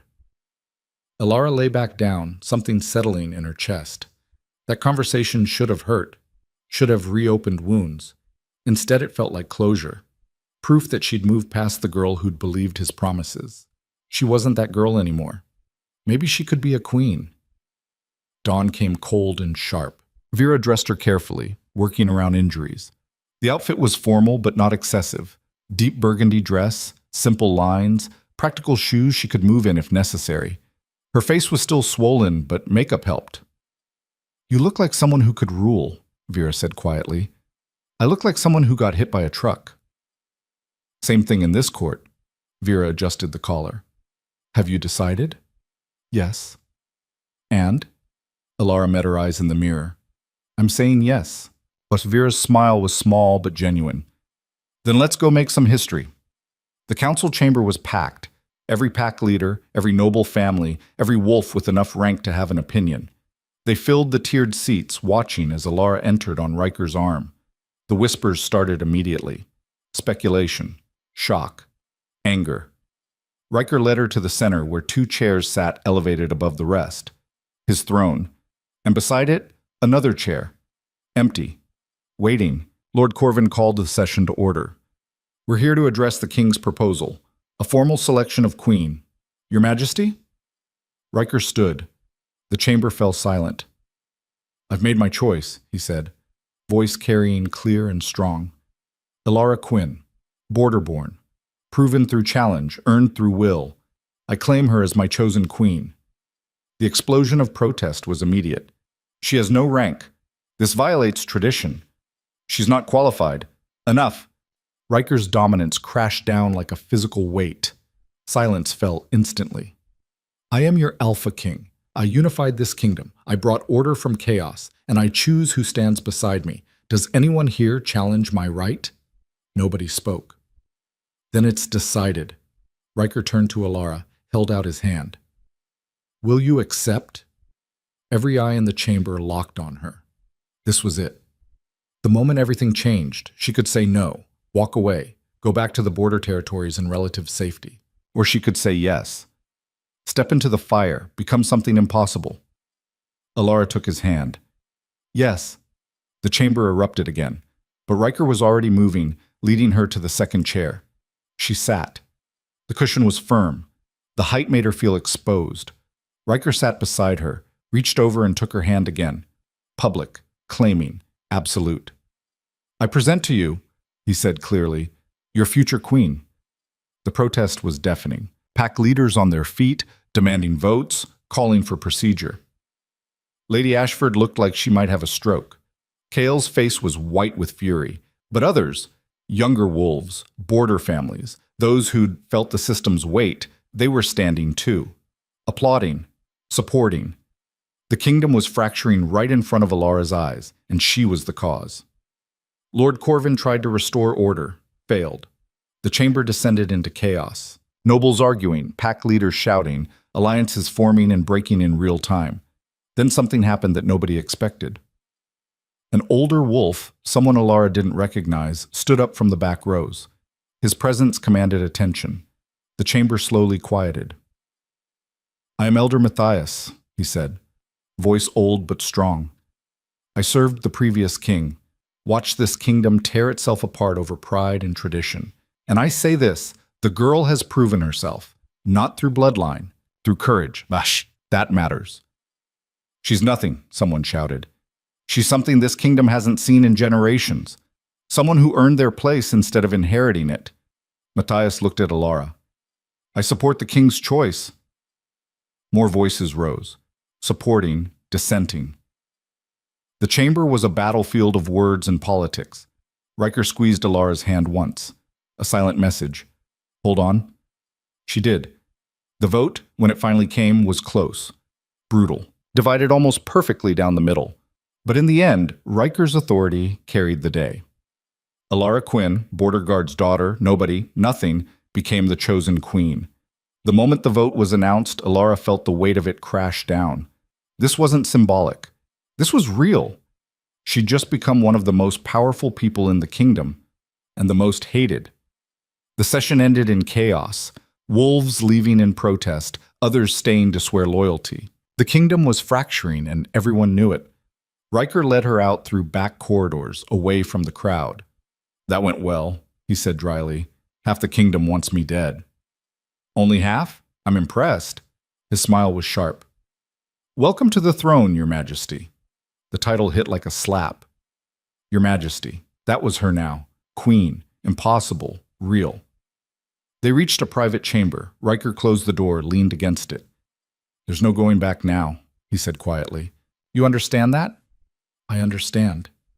You're going to be attacked, tested every day. Every decision you make will be scrutinized, every word analyzed. They'll look for weakness, for mistakes, for any excuse to prove I was wrong. I know. And you're still saying yes? Alara looked at him. This man who'd seen something in her when everyone else saw nothing, who'd challenged her to be braver, who'd given her the chance to become something more. I'm saying yes, she said firmly, not because I think I deserve this, but because I'm tired of letting people like Kyle and Sarah and every other entitled wolf decide what's possible. If I'm going to fail, I'll fail trying to change things. Riker's expression shifted. Something almost like pride crossed his face. Then let's change everything, he said. He closed the distance between them. Kissed her. It wasn't romantic, wasn't soft or gentle. It was a claim, a seal, a promise that this was real. When he pulled back, Alara's heart was racing for entirely new reasons. That was, she started. Political, Riker finished, but his eyes said something else. We're bound now, partners. Whatever comes next, we face it together. Even when half the kingdom wants to destroy us? Especially then. His smile was fierce. Welcome to the war, Alara. Let's win it. Outside the chamber, she could hear voices, wolves gathering, planning. The resistance was forming already. But Alara Quinn, future queen, border girl, survivor, stood beside the Alpha King and felt something she hadn't felt in years. Hope. An absolute terrifying determination to prove everyone wrong. The real fight was just beginning. The war started small. Anonymous letters left in her chambers calling her a whore, a pretender, border filth. Servants who looked through her instead of at her. Meals that arrived cold. Invitations to court functions that mysteriously never reached her. Alara read the letters once, then burned them. Ate the cold food without complaint. Showed up to functions uninvited and stayed until people acknowledged her presence. They're testing you, Vera said, watching Alara ignore yet another group of nobles who'd turned their backs when she approached. Seeing if you'll break. I won't. I know, that's what's driving them crazy. The real resistance was more sophisticated. 3 days after the vote, Lord Corvin requested a private meeting. Alara went alone, against Riker's advice, because running to the king for protection proved exactly what they wanted to believe about her. Corvin's office was all dark wood and old money. He sat behind his desk like a judge at trial. Miss Quinn, or should I say, Your Majesty. The title dripped with skepticism. Alara is fine. Alara, then. He steepled his fingers. I'll be direct. Half the council thinks you're a mistake. They're organizing, quietly, but organizing nonetheless. To do what? Remove you. Legally, if possible. Otherwise, if necessary. His expression was neutral. I'm telling you this because I don't believe in wasting resources on inevitable outcomes. If you step down voluntarily, they'll accept it. You can return to the border territories with compensation. Live comfortably. Avoid the ugliness. And if I don't step down? Then the ugliness becomes unavoidable. Corvin leaned forward. You seem like a reasonable person. Why die on this hill? You didn't ask for this position. You don't want it. Walk away. Alara studied him, saw the calculation behind the courtesy. You're wrong about one thing. What's that? I do want it now. She met his eyes steadily. Not because of power or status, because every person who tells me I don't belong makes me more determined to stay. So no, I won't step down. Corvin's jaw tightened. Then you're a fool. Probably, but I'm a fool with a crown. Alara stood. Is that all? For now. His smile was cold. But this conversation will seem generous compared to what's coming. She left without looking back. Marcus was waiting in the corridor. How bad? They're organizing against me. Officially. Expected. He fell into step beside her. Riker's calling an emergency cabinet meeting. Wants you there. The cabinet room was tense. Pack leaders loyal to Riker sat on one side of the long table. Those opposed, or neutral, sat on the other. The divide was stark. Riker stood at the head, waiting until Alara entered and took her seat beside him. The simple act of sitting in that chair, the Queen's chair, sent ripples of resentment through the room. We have a problem, Riker said without preamble. The eastern border is collapsing. Smuggling has increased 40% in the last month. Guard stations are understaffed and under-equipped. We're losing control. That's not new information, Lady Ashford said. The borders have been problematic for years. It's worse now, organized, like someone's coordinating the smugglers. Riker's gaze swept the room. I want solutions, real ones, not political posturing. Silence. Then Ilara spoke. Increase funding to the border stations. Triple it. Every head turned. With what money? Lord Brennan, one of the opposition leaders, asked coldly. The Treasury isn't infinite. Reallocate from the ceremonial budget. The palace spends more on decorative functions in a month than the entire eastern border sees in a year. Ilara's voice was steady. Cut the waste.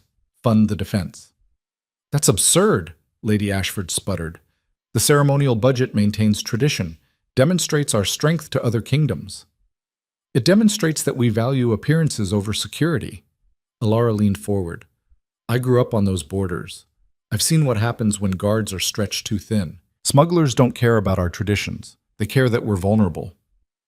You would gut our cultural heritage for... I would stop people dying for your pride. Ilara's patience snapped. Those guards are barely surviving. While you throw parties that cost more than their annual salaries, they're fighting smugglers with broken equipment and no support. If you think that's acceptable, you're not just wrong. You're complicit. The room exploded. Nobles shouting, pack leaders standing, accusations flying. Riker sat perfectly still, watching Ilara hold her ground against wolves with 50 times her experience. Order, he said quietly. The room fell silent instantly. The Queen makes a valid point. She makes a radical point, Brennan countered, one that undermines centuries of protocol. Protocol doesn't stop smugglers. Riker's tone was ice. Results do. I want a proposal on my desk by morning. Border funding increase. Ceremonial budget cuts. Make it work. You're actually considering this? Lady Ashford looked horrified. I'm ordering it. Riker's dominance filled the room. Does anyone have a better solution? Nobody did. The meeting ended with barely controlled fury.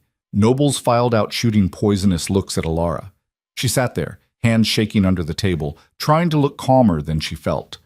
When they were alone, Riker turned to her. That was reckless. I know. You just made more enemies than you can count. I know that too. Ilara finally looked at him. But I was right, and you know it. Being right doesn't make you safe. But something in his expression shifted. Not quite approval, more like recognition. The border funding. That's personal for you. My father's still out there. His station gets supply shipments once every 3 months if they're lucky. The guards share equipment, make do with broken radios. Her voice went tight. They're forgotten, and it's killing them. Riker studied her for a long moment. You're not just fighting for a position. You're fighting for them. Shouldn't I be? Most queens fight for power, not people. He stood, moved to the window. It makes you dangerous in ways they can't predict, because you actually care. Is that bad? It's terrifying for them. His smile was sharp and useful. For us. The proposal hit the council the next morning. Ceremonial budget slashed by 60%. Border funding tripled. Guard stations would receive new equipment, better pay, proper support structures. The resistance was immediate and vicious. This is tyranny, Lord Brennan declared in open court. The king and his companion, destroying tradition without consultation. We consulted, Riker said coldly. You had no better ideas. Because your queen silenced reasonable discussion with emotional appeals. I presented facts. Ilara stood, ignoring Vera's warning look. Guard stations failing, smuggling increasing, people dying. If acknowledging reality is emotional, then yes, I'm emotional. You're inexperienced, naive. Brennan's smile was cruel. You think throwing money at problems solves them? The borders are a lost cause, always have been. We maintain them as symbol, nothing more. Those symbols are people, Ilara's voice rose. Guards with families, communities struggling to survive. You've written them off because they're not convenient, not politically useful. They're not worth bankrupting the kingdom over. Neither are your parties. Ilara moved closer to the council floor. But somehow, we find money for those. Find money for decorative banquets and ceremonial weapons that never get used and maintaining buildings nobody lives in. All while people on the borders starve. You want to talk about worth? Let's talk about what actually matters. The chamber was silent. Brennan's face went red. You don't get to lecture. She just did. Riker's voice cut through. And she's right. The vote is called. All in favor of the border funding increase? The vote split exactly as expected. Those loyal to Riker voted yes. Opposition voted no. But the margins were closer than before. A few wolves who'd been firmly against Alara abstained instead. Small progress. But progress. The proposal passed. That night, assassination attempt number 1 came through poisoned wine. Alara smelled it before drinking, something off about the sweetness. Had it tested. The servant who brought it disappeared before questioning. Nobody claimed responsibility. They're getting bolder, Marcus said, examining the wine bottle. This isn't subtle. Good. Alara's hands weren't shaking anymore. Means I'm making them desperate. Means you're making them murderous. There's a difference. Riker tripled her security. Guards outside her chambers. Food tasters. Limited access. It felt like prison pretending to be protection. I can't live like this, Alara said. You can, and you will. Riker's tone left no room for argument. I won't let them kill you for being effective. I'm not effective. I passed one proposal. You changed the conversation, made nobles defend wasting money on ceremony while borders collapse, forced them to show their priorities publicly. He moved closer. That's more dangerous than any law, because it makes people think. The border funding implementation started within the week. Alara insisted on overseeing it personally, against everyone's advice. Riker assigned Marcus and 20 guards. Vera came too, grumbling about death wishes. The trip to the eastern border took 3 days. Alara watched the landscape change from palace luxury to rural poverty, saw the villages that supplied the court with grain but lived on scraps, the communities that sent their children to serve noble families and never saw them again. Her father's station was exactly as she remembered, run down, undersupplied, held together by stubbornness and pride. He was in the yard when they arrived, arguing with another guard about rationing, stopped mid-sentence when he saw the convoy, saw Alara step out wearing Queen's colors and surrounded by royal guards. His face went blank. Alara? Hi, Dad? They stared at each other across 10 feet of dirt and a lifetime of different worlds. He gestured vaguely. They said, on the radio, but I didn't believe it's true. Alara closed the distance. I'm queen now, or will be, officially. Her father looked older than she remembered, more tired, but his eyes were the same, sharp and assessing. You survived then, the court. Barely, several times. She smiled despite the tightness in her chest. I came because we're implementing changes, border funding, equipment. You'll have what you need.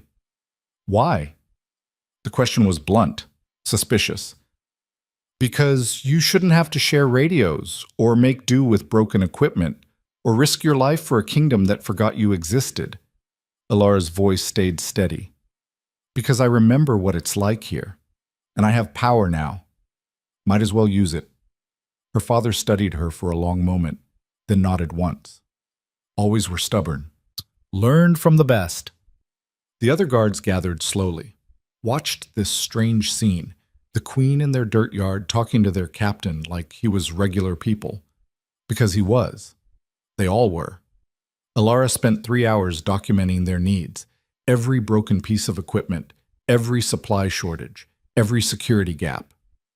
Marcus watched with growing respect. Vera took notes faster than seemed possible. This is more than anyone's done in 20 years, one guard said quietly. Why now? Because someone finally asked, Alara met his eyes, and because you deserve better. The story spread fast.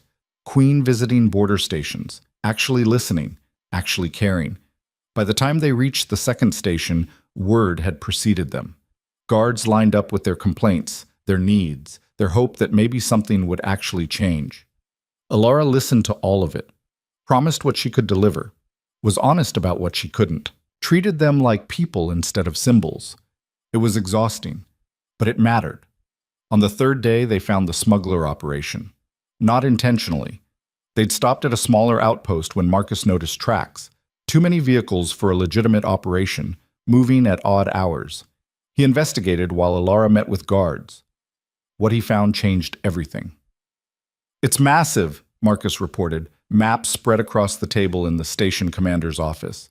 "Warehouses, distribution networks, weapons stockpiles. This isn't random smuggling, it's organized crime with military precision." "Who's running it?" Alara asked. "That's the interesting part." Marcus pointed to intercepted communications.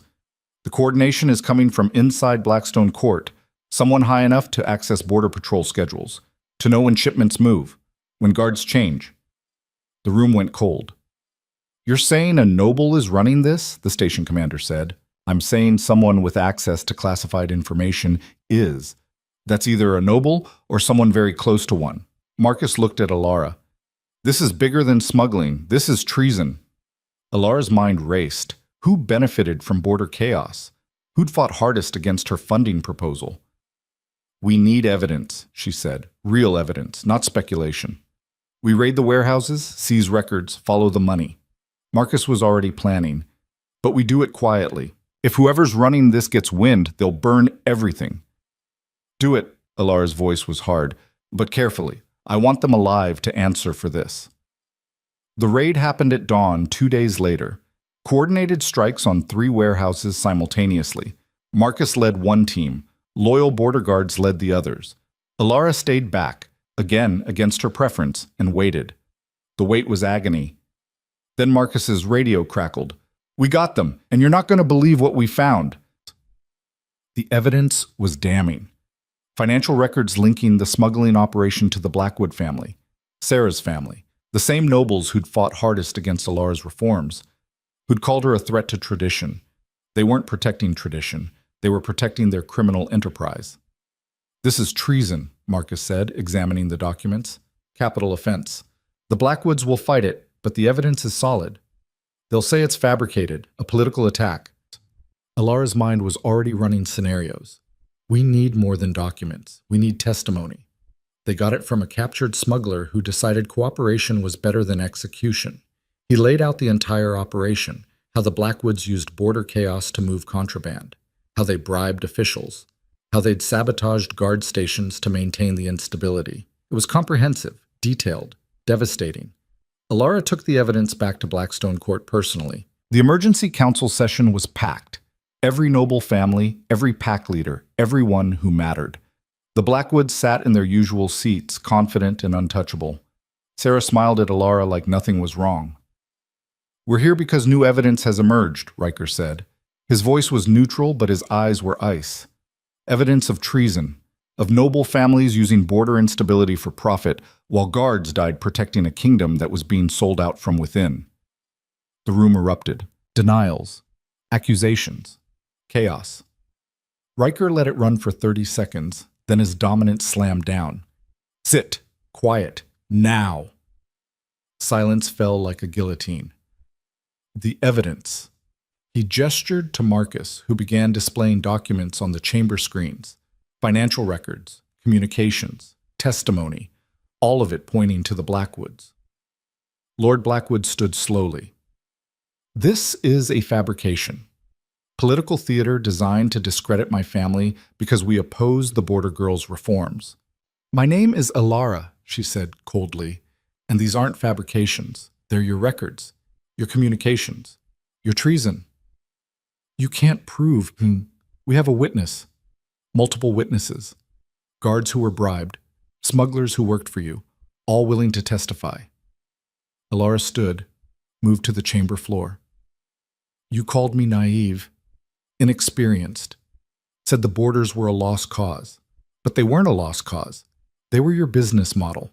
You needed them unstable, needed them vulnerable, because that's how you made your fortune." Sarah was pale. Her father looked murderous. "This is slander," he said. "We have served this kingdom for generations. You've bled it for generations," Riker's voice cut through.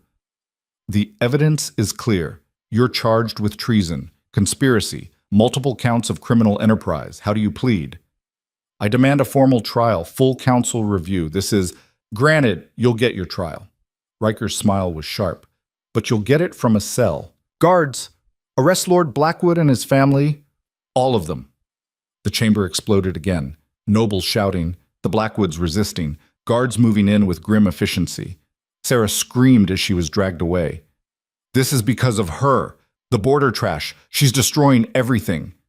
No, Alara said clearly. I'm fixing what you broke. The Blackwoods were removed. The chamber descended into chaos.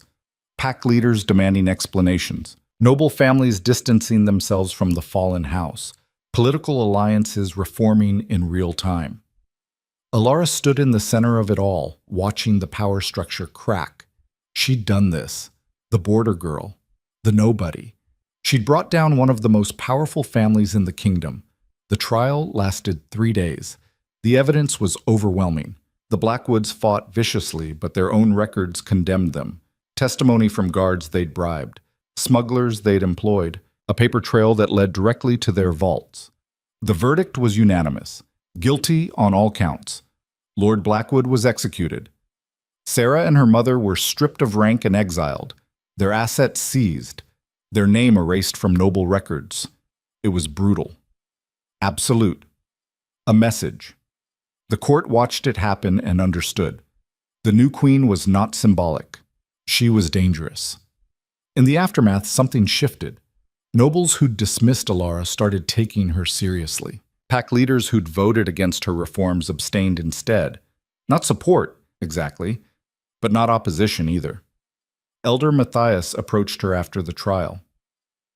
You did well, better than well. You changed the kingdom. I just exposed criminals. You proved the system could be challenged. That power doesn't protect you from consequences if you're wrong. His smile was slight. That terrifies them, but it also gives them hope. Hope for what? That merit might matter more than bloodline, that the kingdom could be something better. He studied her with sharp eyes. You're not just surviving anymore, Your Majesty. You're leading. Remember the difference. The border funding implementation accelerated after the Blackwood arrest. Guards received new equipment. Stations were repaired. Pay increased. The results were immediate. Smuggling dropped by 30% in the first month. Alara received letters from border communities, thanking her, blessing her, calling her their queen in ways that felt real. She read every one. You're popular with the people, Vera observed. That's dangerous in court. Makes nobles nervous. Good. They should be nervous. Alara was going through security reports, marking issues. They've had unchallenged power for too long. Time they remembered who they actually serve. Vera's smile was proud. You sound like a queen. I am a queen. Alara looked up. Might as well act like it. Riker found her that evening in her chambers, surrounded by paperwork and maps. He leaned against the doorframe, watching her work.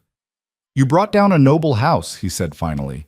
We brought down a criminal enterprise. Same thing, in this case. He moved into the room, sat across from her. Do you understand what you've done? The precedent you've set? That nobles can't commit treason without consequences? That power can be challenged? That the system isn't infallible? His eyes were intense. You've made enemies, but you've also made believers. People who think maybe the kingdom can change. Can it? I don't know. His honesty was brutal as always, but you're proving it's possible. That's more than anyone's done in decades. They sat in comfortable silence. Partners.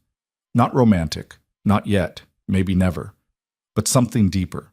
Mutual respect, shared purpose, trust. The council wants to formalize your position, Riker said. Official coronation.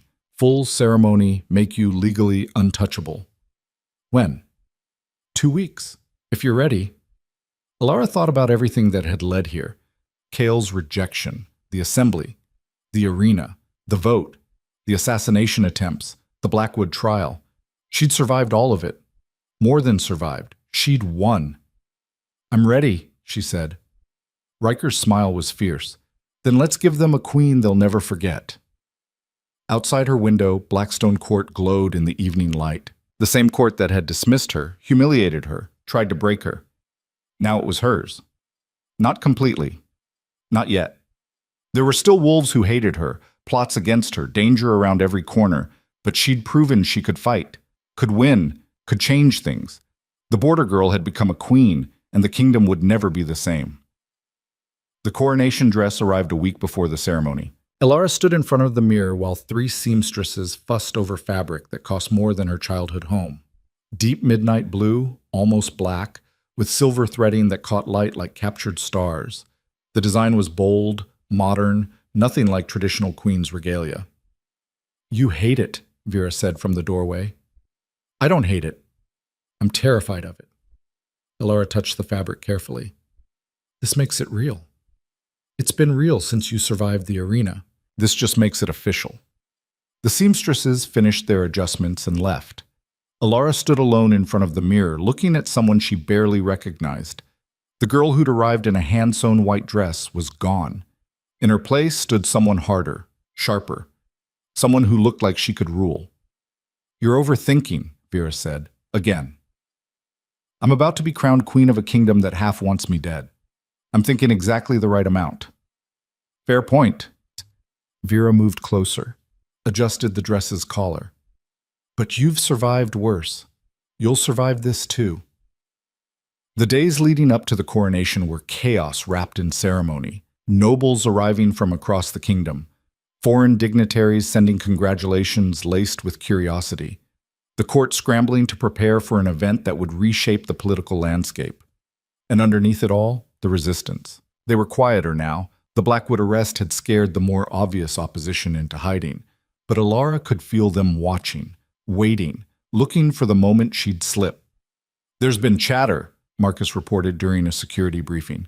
"Nothing specific, just general discontent among the traditionalist factions."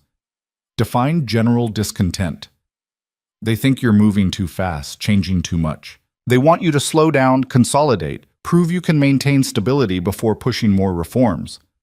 Elara laughed, short and sharp. "They want me to stop being effective." Essentially, yes. Marcus's expression was grim. "And if you don't, they'll find ways to make you."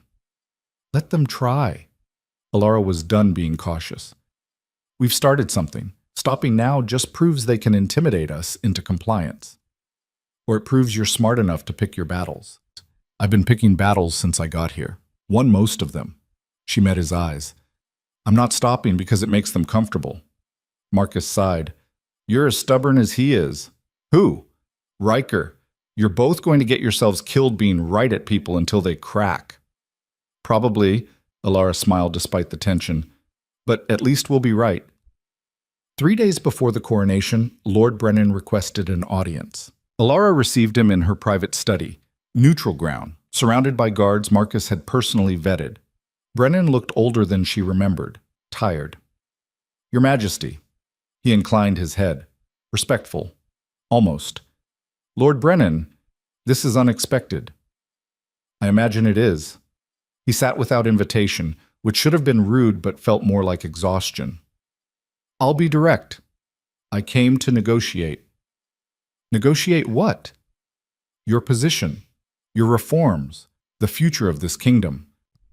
Brennan steepled his fingers. "You've made enemies, powerful ones. The Blackwood trial bought you time. Fear is a useful tool, but it won't last. Eventually, they'll organize, find leverage, destroy you." "Is that a threat?" "It's a prediction." His smile was tired.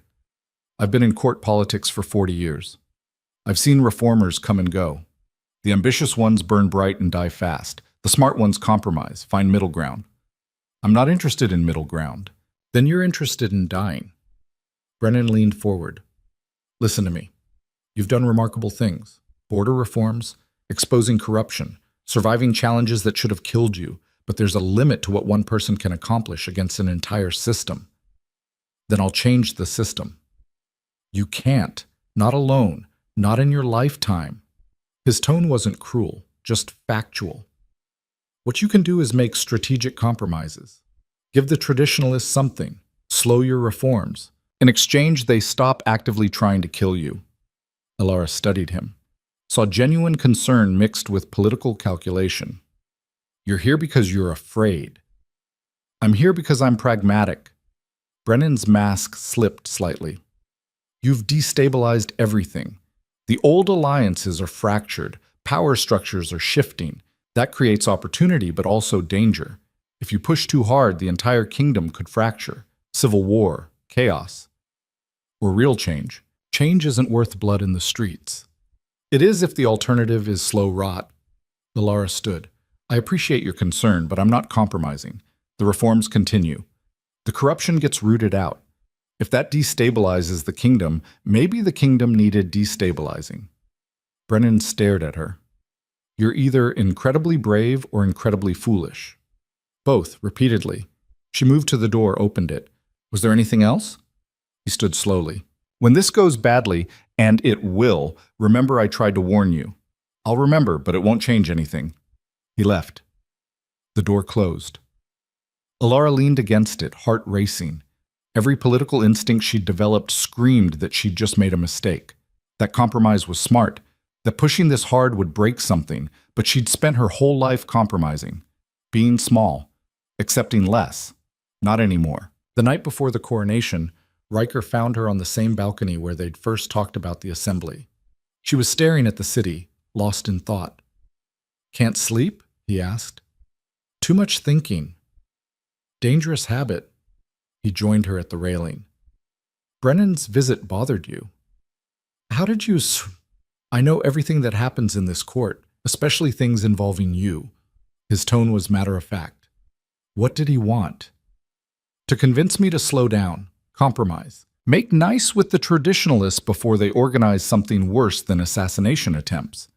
Smart advice. Alara turned to stare at him. You agree with him? Politically? Yes.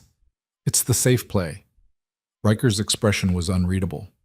But I didn't choose you because you make safe plays. I chose you because you make necessary ones. Even if they're dangerous? Especially then. He looked at her fully. Tomorrow you become queen. Officially, legally, permanently. Everything changes after that. No more testing period. No more probation. You'll have real power. The question is what you do with it. I keep pushing. Keep reforming. Keep proving they're wrong about everything. That'll make enemies. I already have enemies. More enemies. Worse enemies. The kind that don't send poison or hired fighters. The kind that dismantle you politically, systematically, until there's nothing left. Riker's voice dropped. I need to know you're ready for that. Because once you're crowned, I can't protect you the same way. You'll be your own power, your own target. Fear twisted in Alara's stomach. But underneath it was something stronger. Determination.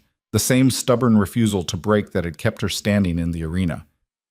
I'm ready, she said. Are you? His eyes searched hers. Because there's still time to back out. Announce you're stepping down. Cite health, pressure, anything. You'd survive. Live quietly, somewhere safe. Is that what you want? No. The word was immediate, certain. But it's not about what I want. It's about whether you can survive what's coming. I've survived everything so far. This is different. This is permanent. Riker moved closer. Once you wear that crown, you can't take it off. Can't walk away when it gets hard. You're bound to this kingdom. To me. To every decision we make. Forever. The weight of that settled over her. Forever. Not a temporary arrangement. Not a political convenience. A life. I know, Alara said quietly, and I'm still saying yes. Something shifted in Riker's expression. Relief. Pride. Something else she couldn't name. Then tomorrow we remake the kingdom, he said. Together. He kissed her. Different than before. Not a claim or a seal. Something deeper. More real. When he pulled back, Alara's heart was racing for reasons that had nothing to do with fear. That was not political, Riker finished. His smile was slight, anymore. Coronation Day dawned cold and bright. Alara woke to Vera's efficient panic, a team of stylists descending like locusts, and the kind of controlled chaos that preceded major events. The dress fit perfectly. Her hair was arranged in something elaborate and painful, Jewelry that weighed more than she did appeared from royal vaults. "You look like a queen," her mother said. Alara turned. She hadn't heard her mother arrive, hadn't expected her. But there she stood in the doorway, wearing her best dress, eyes shining with tears. "Mom, let me look at you." Her mother moved closer, touched Alara's face gently. "My daughter, a queen. I never imagined." "Neither did I." Alara's voice cracked. "I'm terrified." "Good. Means you're taking it seriously." Her mother smiled. "Your father wanted to come, but the borders?" "I know. It's okay." Alara hugged her carefully, mindful of the dress. "Thank you for being here. Wouldn't miss it." Her mother pulled back, wiped her eyes. "Now go. Make them remember why they chose you." The coronation ceremony took place in the Grand Cathedral, ancient stone walls that had witnessed the crowning of 50 kings. The building was packed. Every noble family, every pack leader, foreign dignitaries, representatives from border communities wearing their best clothes and looking completely out of place among the silk and jewels. Alara walked down the center aisle on Riker's arm, feeling 1,000 eyes tracking her every step. The whispers were quieter now, respect mixed with resentment, fear mixed with curiosity. She'd earned this, through blood and stubbornness and refusing to break. The ceremony was long, traditional. Elder Matthias presided, his voice strong despite his age. Words about duty, service, sacrifice, about what it meant to lead, to carry the weight of a kingdom. Then came the moment. The crown sat on a velvet cushion, delicate silver worked into patterns that resembled forest branches, smaller than the king's crown, more elegant, deadly beautiful. "Alara Quinn," Elder Matthias said clearly, "do you swear to serve this kingdom, to protect its people, to rule with justice and mercy?" "I do." "Do you accept the burden of this crown, the weight of responsibility, the sacrifice of self for the good of all?" Alara thought about everything that had led here. Kyle's rejection, the arena, the assembly, every person who'd told her she didn't belong. "I do." "Then by the power vested in me, and with the consent of the assembled lords and ladies," Matthias lifted the crown, "I crown you queen of this realm. May your reign bring justice. May your strength bring peace. May your courage inspire generations." The crown settled on her head, heavier than she expected, cold metal warming slowly against her skin. The cathedral erupted in applause. Not universal. Some nobles sat silent, faces carved from stone. But enough. Enough voices raised in support that it felt real. Alara Quinn was queen. The celebration afterward was excessive, banquets and dancing and political posturing disguised as congratulations. Alara moved through it like a ghost, accepting well wishes from people who'd tried to destroy her weeks ago, making polite conversation with wolves who still thought she was a mistake. But underneath the performance, things were shifting. Lord Corvin approached near midnight when the crowd had thinned. "Your Majesty." "A moment?" They moved to a quiet corner.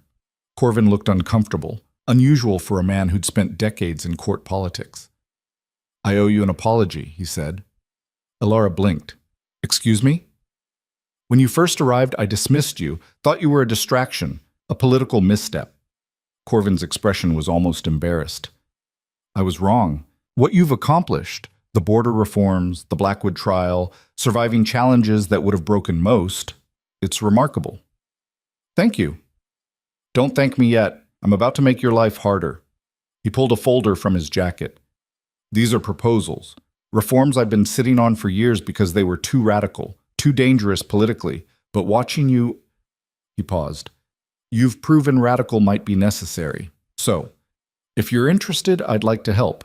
Alara took the folder, flipped through pages of policy proposals. Tax reform, healthcare expansion, education accessibility. Things that would help regular people at the expense of noble privilege. "This is revolutionary." "I know." Corvin smiled slightly. "But you've already started a revolution. Might as well finish it." "Why now? Why help me?"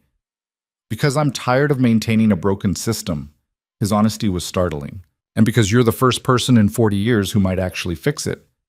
Other nobles followed throughout the night. Not all of them, not even most, but enough. Younger wolves tired of their parents' games, border representatives grateful for reforms, even a few traditionalists who'd watched the Blackwood trial and realized change was coming whether they liked it or not. They brought ideas, support, alliances Alara hadn't expected. The resistance was still there. She could feel them watching from the shadows, but the balance was shifting, slowly, steadily. She was winning. The real test came 3 months later. Winter had settled over the kingdom, bringing with it the annual budget negotiations, usually a tedious process where nobles fought over resources while borders starved. This year was different. Alara entered the council chamber with a proposal that made even Riker nervous. Healthcare, she said, laying out detailed plans. Universal. Free at point of service. Funded by progressive taxation on noble estates. The chamber exploded. "You can't be serious," Lady Ashford started. "I'm completely serious." Alara's voice cut through.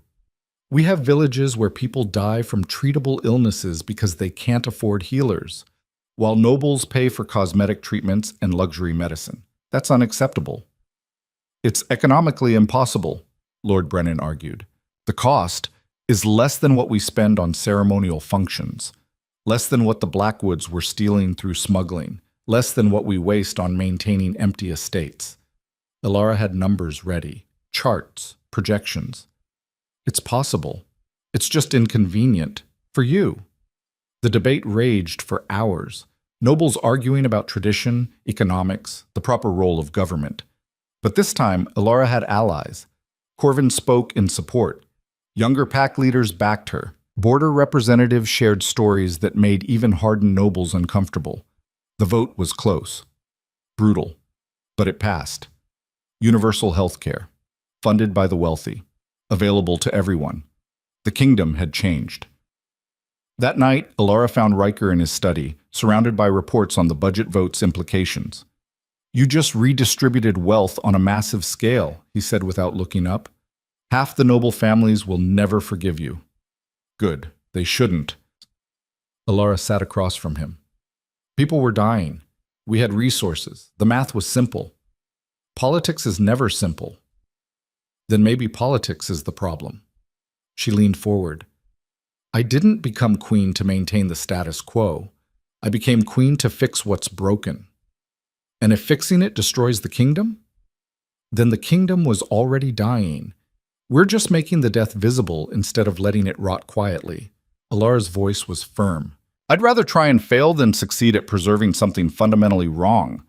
Riker finally looked up. His expression was complicated, pride and concern and something deeper. "You've changed," he said. "So have you." "How?" "You smile more, laugh occasionally, act like a person instead of a political machine." Alara's own smile was slight. "I'm a bad influence. The worst." But he was smiling too. "What you did today, the healthcare proposal, that's going to have consequences. Big ones. Are you ready?" "I've been ready since I walked back into that hall wearing a homemade dress." Alara stood, moved around the desk. "I'm not that girl anymore.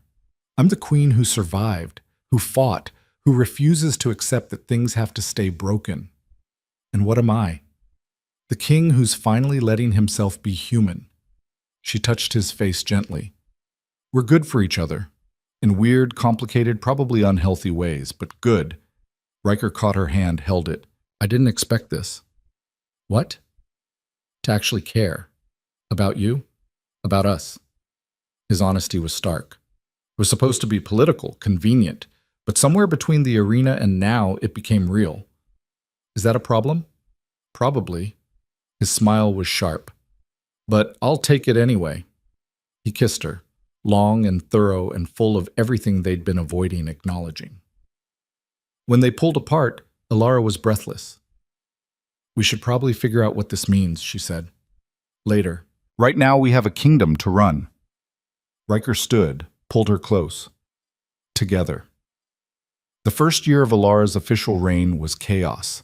Healthcare implementation, education reforms, border security improvements, tax restructuring, Every change fought tooth and nail by nobles who saw their privilege eroding, but the results were undeniable. Mortality rates dropped. Border villages thrived. Crime decreased as smuggling networks were dismantled. The kingdom wasn't perfect, far from it, but it was better. Measurably, obviously better. Even opponents had to acknowledge it. "You're making me obsolete," Corvin joked during a council meeting. "If you keep solving problems, what will we argue about?" "We'll find something," Alara assured him. "There's always more work." The resistance didn't disappear. It evolved, became more sophisticated. Challenges came through legal channels now instead of assassination attempts, political maneuvering instead of direct confrontation.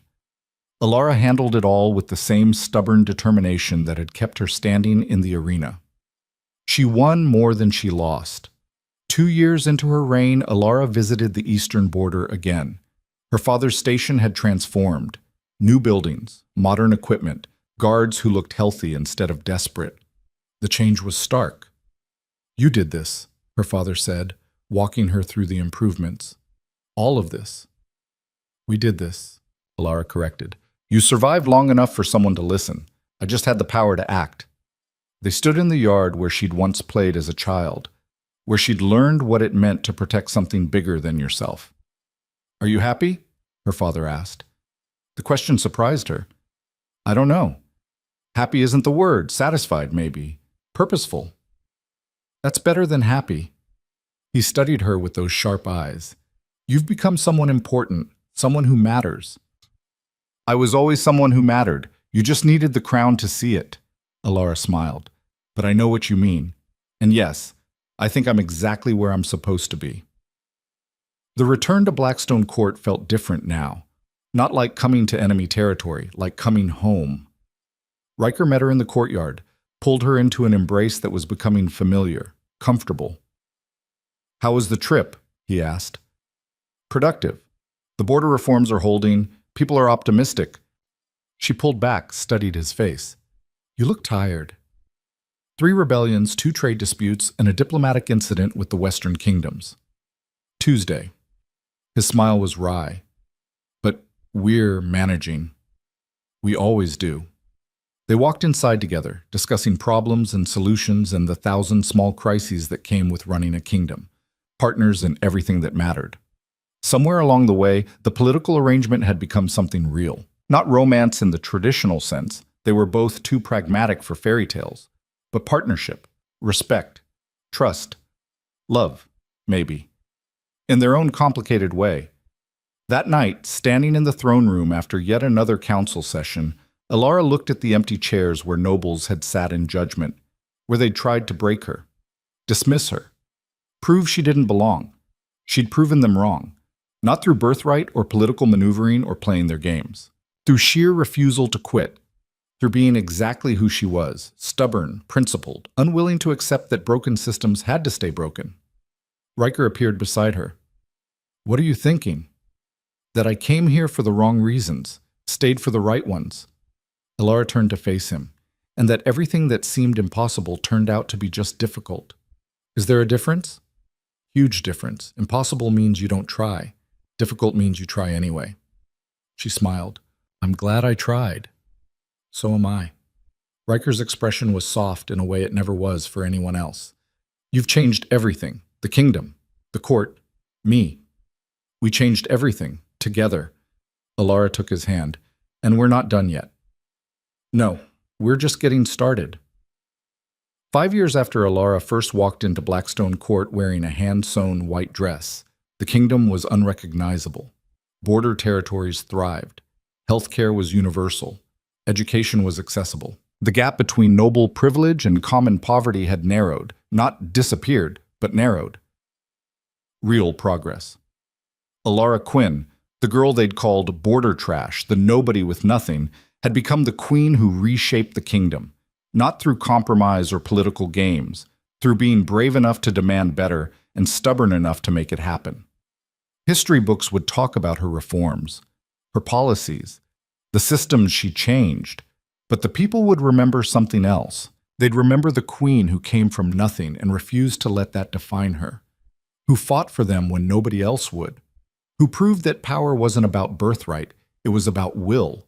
And they'd tell their children, if she could do it, maybe we can too. That was the real revolution. Not laws or policies, but possibility. The idea that anyone, border guard's daughter, forgotten wolf, overlooked person, could change the world if they were brave enough to try. Alara stood on the balcony overlooking Blackstone Court, Riker beside her, watching the sun set over the kingdom they'd rebuilt together. "Any regrets?" he asked.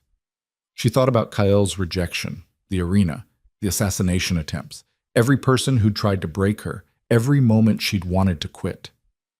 "None," her voice was certain. "Every terrible thing led here. I'd do it all again. Even the parts that almost killed you? Especially those. They proved I was stronger than I thought." She looked at him. "We both are." Riker pulled her close. They stood there together, king and queen, partners, survivors, watching their kingdom settle into evening. From the courtyards below came voices, laughter, life continuing, people living in the kingdom they'd helped build, better than before. Not perfect, but better. And still improving. Because that was the work, not achieving perfection, just making things a little better every day. Refusing to accept that broken systems had to stay broken, fighting, always fighting, but together now, not alone. Alara Quinn had come to Blackstone Court believing one story, that a man's promise could change her life. She'd learned a different truth, only she could change her life. Through courage, through stubbornness, through absolute refusal to break. And in changing herself, she'd changed the kingdom. The girl in the white dress was gone. In her place stood a queen who'd earned her crown through blood and determination and the kind of will that doesn't quit. Not chosen by fate, chosen by herself. And that made all the difference.